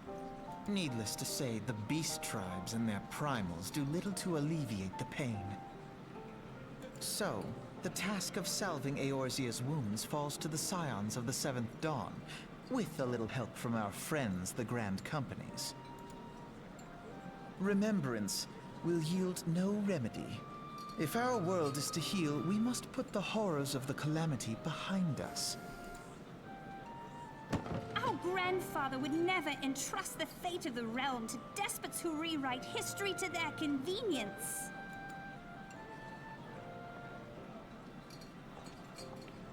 She kind of got a point. There must be another way to cure what ails this world, and I mean to find it. You are most welcome to try. Our paths may differ, but our destination is the same. In time, I dare say we will see eye to eye. I should hope so. My lady! We are to escort you.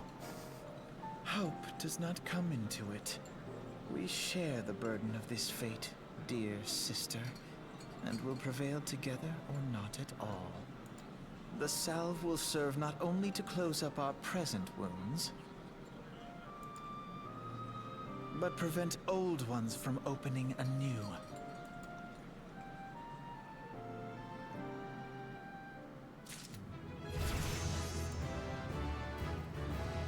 Beep, beep, beep. Okay, I'm gonna go with the flames. Welcome back, adventurer. I take it General Robon's words kindle a fire within you. Excellent. I feared that the incident with the traitor may have soured your opinion of us. It gladdens me to see that isn't the case. But before we can count you as one of our own, you must be firmly inducted into our ranks. Oh my god, it's gonna give me stuff like joy. Please proceed to the Hall of Flames and identify yourself to the personnel officer. I will notify him of your coming. With your strength joined to ours, we shall surely prevail over our enemies, be they beastmen or Imperials. So then we return to Ul'dah.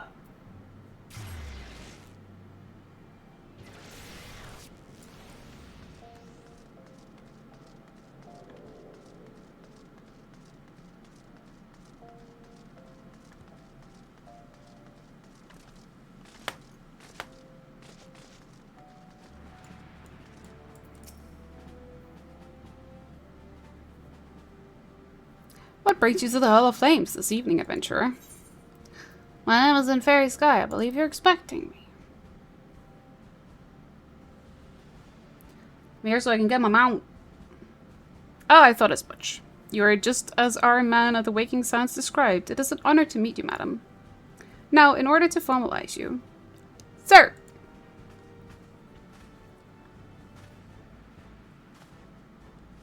Speak, Private. Imperial, sir. They've fired on a Highwind Skyway airship. Scouts say she's coming down to the west, near Horizon's Edge. Bloody hells. Of all times for this to happen. In Fairy, there is no time for formalities. The Immortal Flames need your help, now. We're in the midst of a large-scale operation against the Amolja, and we have none to spare in Western Thanalan. You must go to that ship before the Garleans do.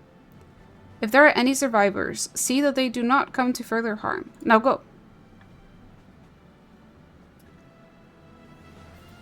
Is our friend. I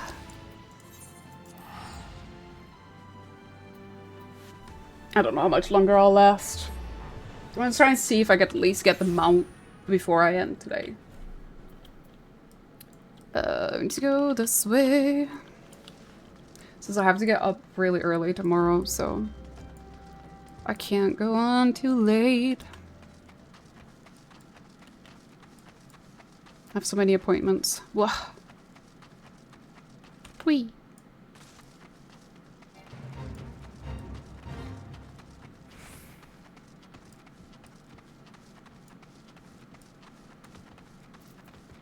Pigs.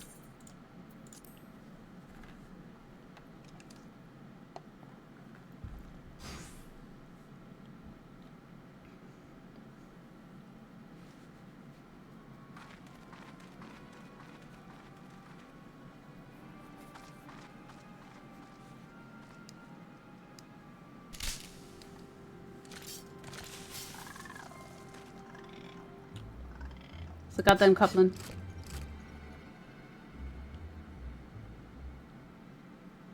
An adventurer? What are you doing out here? No, wait. Let's find some cover first.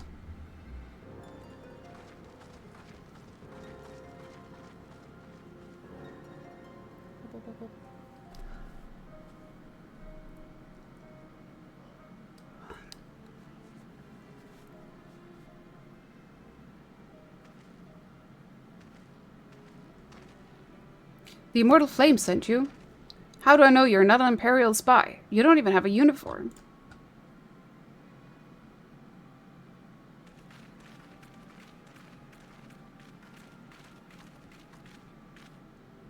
Are you alright, sir? Our scouts reported the attack on your craft. We've come to your rescue. In Fairy Sky, yes? Glad to have you with us.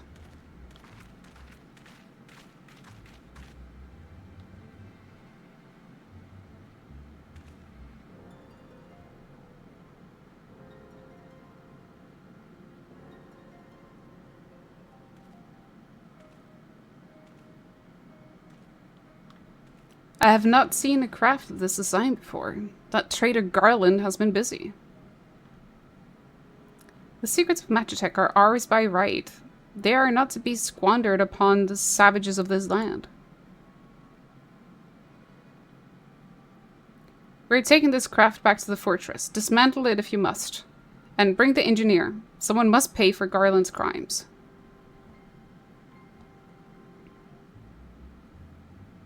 They mean to take the ship back to Castrum Meridianum, along with your friend.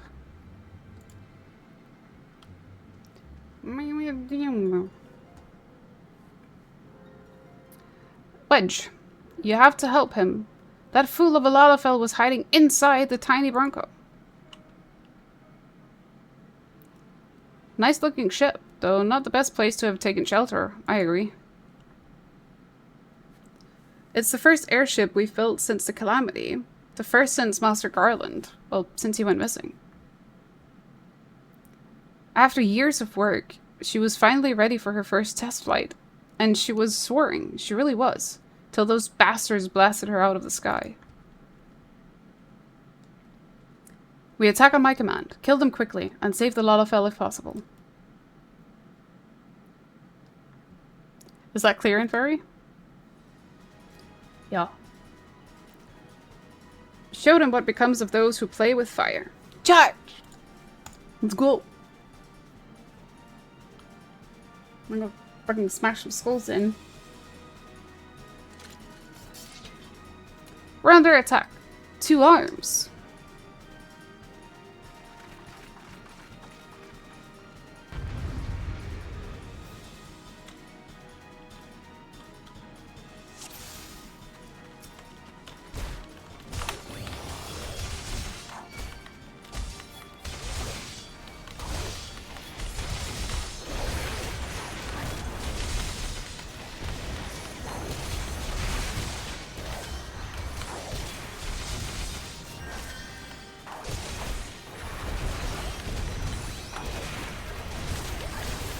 Whoa, whoa, whoa, whoa, whoa.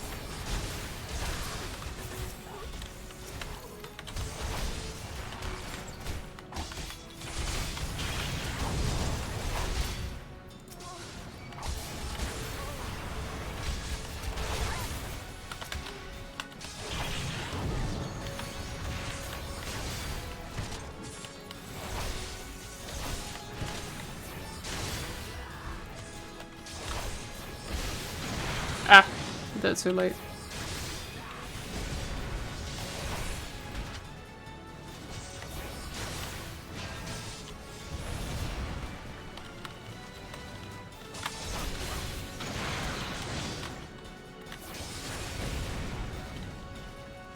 For fuck's sake, stand still.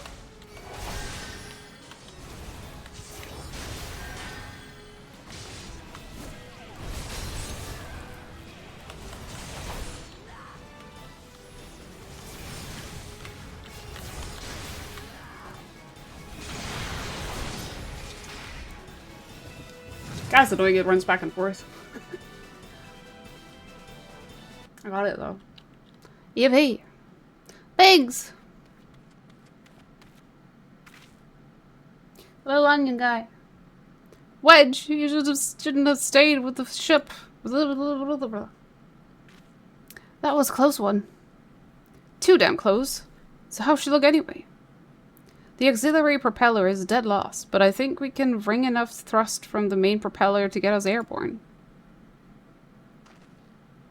A few minor modifications and we should be able to fly the tiny Bronco home. The Imperials will come looking for their scouts, but we can defend this position until the engineers leave.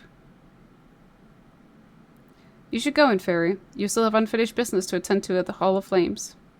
You're not quite one of us yet, though anyone who'd seen you in action today would be forgiven for thinking otherwise. I just wanted to say sorry, you know, for calling you an Imperial spy and all that. Got that wrong, didn't I?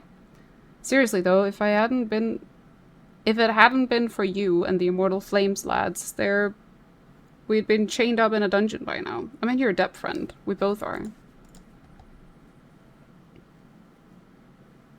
Wedge.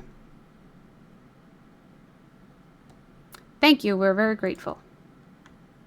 You're welcome, little onion man. And then we go back to the Ul. To the Ul to the Da.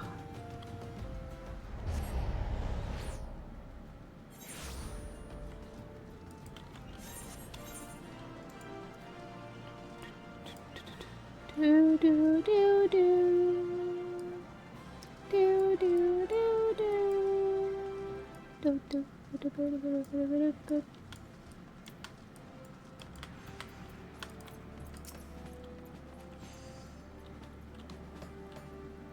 Welcome back, Inferi.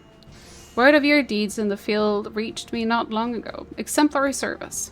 Rest assured that the Garland Ironworks engineers are fine. They were able to get their vessel back in the air before Imperial reinforcements arrived. Your willingness to assist us in such short notice is to be commended. Clearly, your reputation is well deserved. Now then, I believe we have some unfinished business. Shall we continue from where we left off and induct you into the Immortal Flames?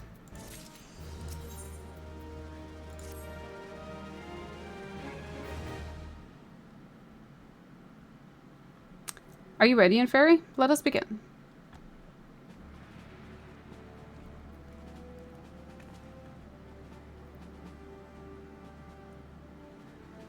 You stand poised to the sacred trust. The flames of Ul'dah burn bright, casting light where there is dark and purging evil wheresoever it lurks. We are ever ready to meet the nation's enemies in battle, be they beastmen, Garleans, or worse. And at a word from the Flame General Robon Alden, we would gladly lay down our lives to maintain the peace and prosperity of Ul'dah. To join our ranks, you must forsake all other nations. Only then may you commit yourself to the fire and be reborn as an immortal flame. Burn as one of us in Fairy Sky, and together we shall chase the darkness from Ul'dah. Will you swear an oath to mark this occasion? My sword belongs to Ul'dah.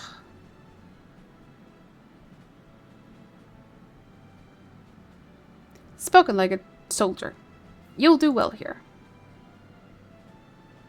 Very well. Your resolve is plain. In Fairy Sky, I hereby confer upon you the rank of Flame Private 3rd Class. Welcome to the Immortal Flames, Private. May you fight to the last for coin and country.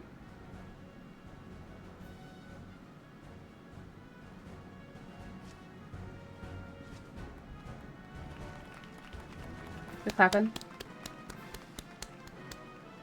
Now can I have them out?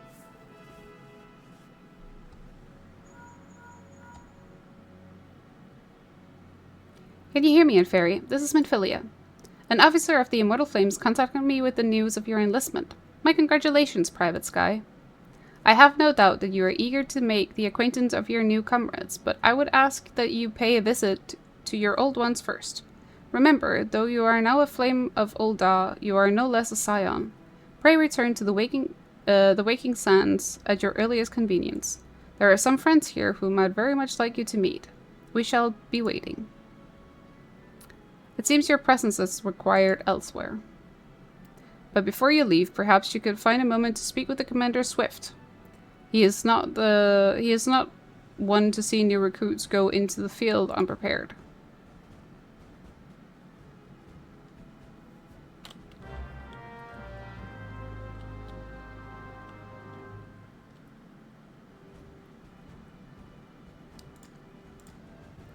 I definitely want to do that really quick.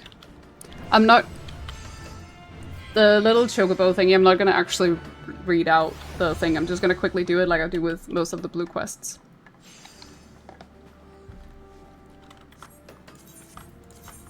It's mostly just the main story quests that I'll be reading. But these ones, I'm like, yeah, just...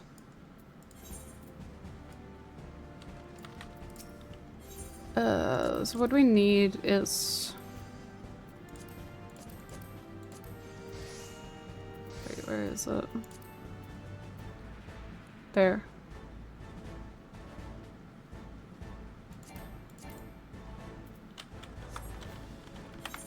I have none.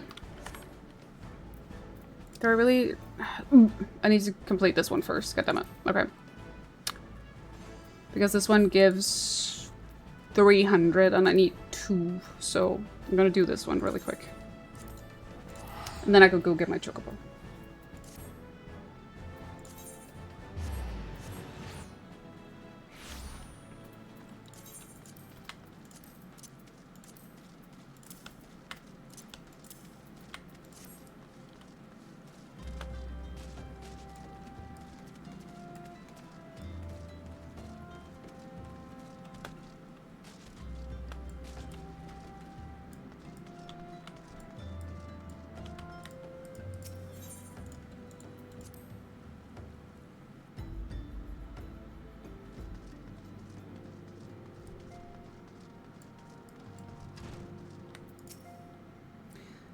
Boop.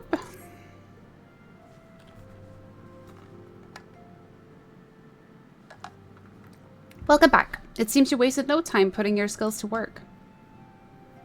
How do I know? Why, the recruitment officer called to regale me with the tale of your heroics. The pride in his voice was palpable. We Scions are truly fortunate to have you with us in Fairy. Now, when last we spoke, I said that I wanted you to meet some friends. Did I not? Well, I neglected to mention that you have already met. Tataru, please show them in. This way, sirs. It's Biggs and Wedge. Thanks again for getting us out of that mess. We owe you our lives. But I don't think we've properly introduced ourselves. I'm Biggs. And I'm... Gods, man, spit it out, will you? Wedge at your service. He's fucking cute. I am pleased to say that Biggs and Wedge will be staying with us for a while. Magitech-driven contraptions such as airships grow ever more vital to the city-state of Eorzea. A natural party, it was judged that we Scions should serve as the keepers of this technology. Of course, for this we needed the knowledge of experts, and so we requested the assistance of Garland Ironworks, who very kindly sent us 2 of their finest engineers. Our happy family continues to grow. On behalf of the Scions, I bid you welcome to the Waking Sands.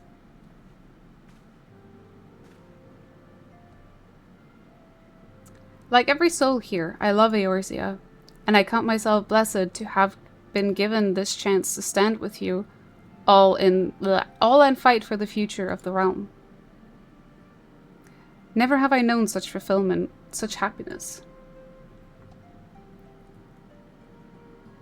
You going soft on me now, Minfilia?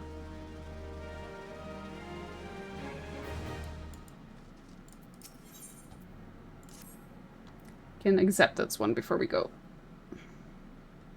Now, having set aside the formalities, we have a favor to ask of you. Urianger, have the documents arrived from the students of Baldessian? Aye, my lady. They arrived but recently. We have conducted a study at the behest of the Order of the Twin Adder. Papalimo, Ida, A synopsis, if you would. Our task was to survey the behavior of the Sylphs, a beast tribe indigenous to the Twelveswood. Oh, how to describe them. They look like gisselcreens, floating ones, that worship the primal Ramu. Ahem. Though technically a beast tribe, Sylphs are blessed with a comparatively personable demeanor, conducive to peaceful communication. Offering us an invaluable opportunity to learn what the beast tribes know of the primals. While Ramu's existence is well documented, the Sylphs do not, or perhaps cannot, summon the primal any longer, insofar as can be ascertained. Until such time as we know, it would be unwise to assume that the threat posed by the primal has passed. Which leaves Gridania with the added worry of not knowing what they should be worrying about. In that regard, they are hardly alone. What we can say with absolute certainty is that Gridania has its hands full fending off Garuda, who, I need hardly remind you, is among the most savage and terrible of all known primals. In short, it is essential that we approach the Sylphs in as diplomatic a manner as possible. Words and actions can be misconstrued. The only sure way to communicate our intentions is the echo.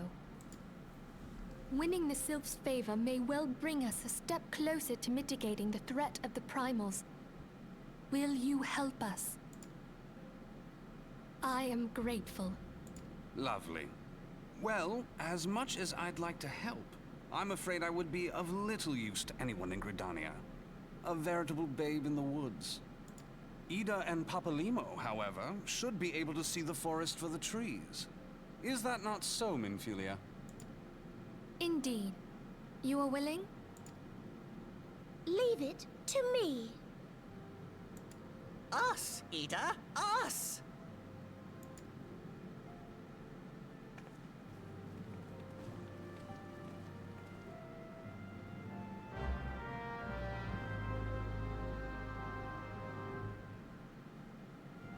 Okay, so then I go back.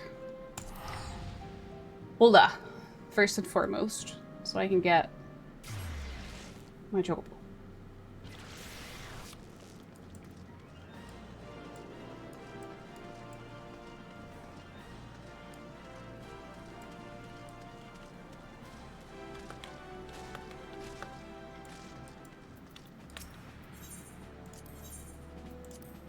That's not what I needed. Whoops. That was out of habit. Flame chocobo. Yippee! And then I need to go see that dude over there. So it's easier to take.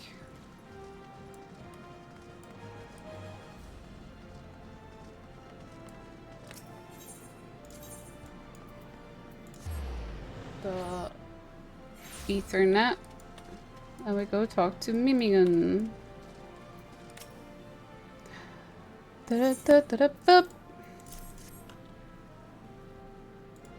Give me my sugar boy.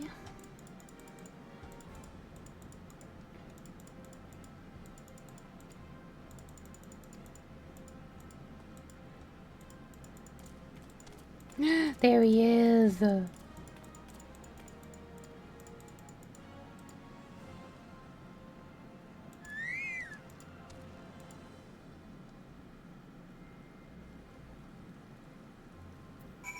I need to give him a name. I'm gonna call him Lord of Hue. Lord of Hue.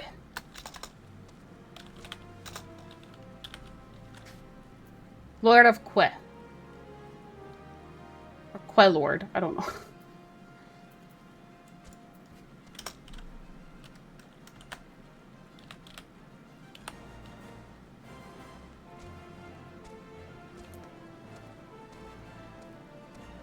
I have one chocobo in one game where I called him Cthulhu. I think my other one on my main account is called Karage. karaage because it's so delicious.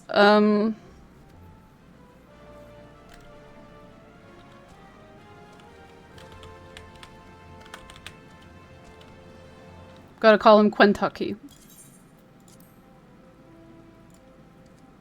His name is Kentucky.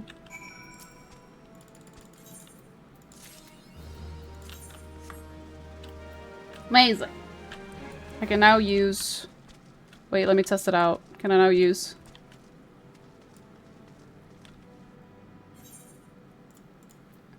Fuck yes.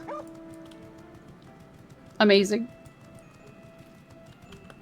That is the best. I can now get around much more easily. Yippee! On that note, I am going to stop here because I need to get ready for bed soon. Just want to sit and relax a little bit before I have to. But thank you everyone for stopping by for today's stream. There highly likely won't be another stream this week because I need some time to relax. But I will keep everyone posted on the Discord server as I usually do. So if people are curious as to when I'm streaming next, they can keep track on the Discord server. You can find the link, or you could put !, ooh, this Discord, and it will give you the link to join the server. But until then, I will see you next time. Whenever that will be, sometime next week. Maybe Tuesday, we shall see. Monday or Tuesday. Anyways, I'm gonna go. Have a good night, everyone. Bye!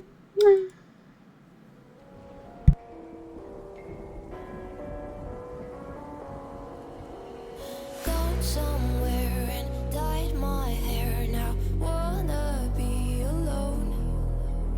It's much to bear and you don't care, and I won't play alone. I got you in my sight. I keep all the words you said to me. I get you, get you, get you, get you on your knees. Rewrite all the things you said that I should be. I'll get you, get you, get you. Now you'll beg me, please. Hey.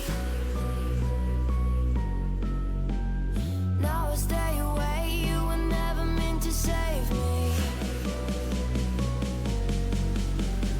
Now I stay away. I don't hear you say you're sorry.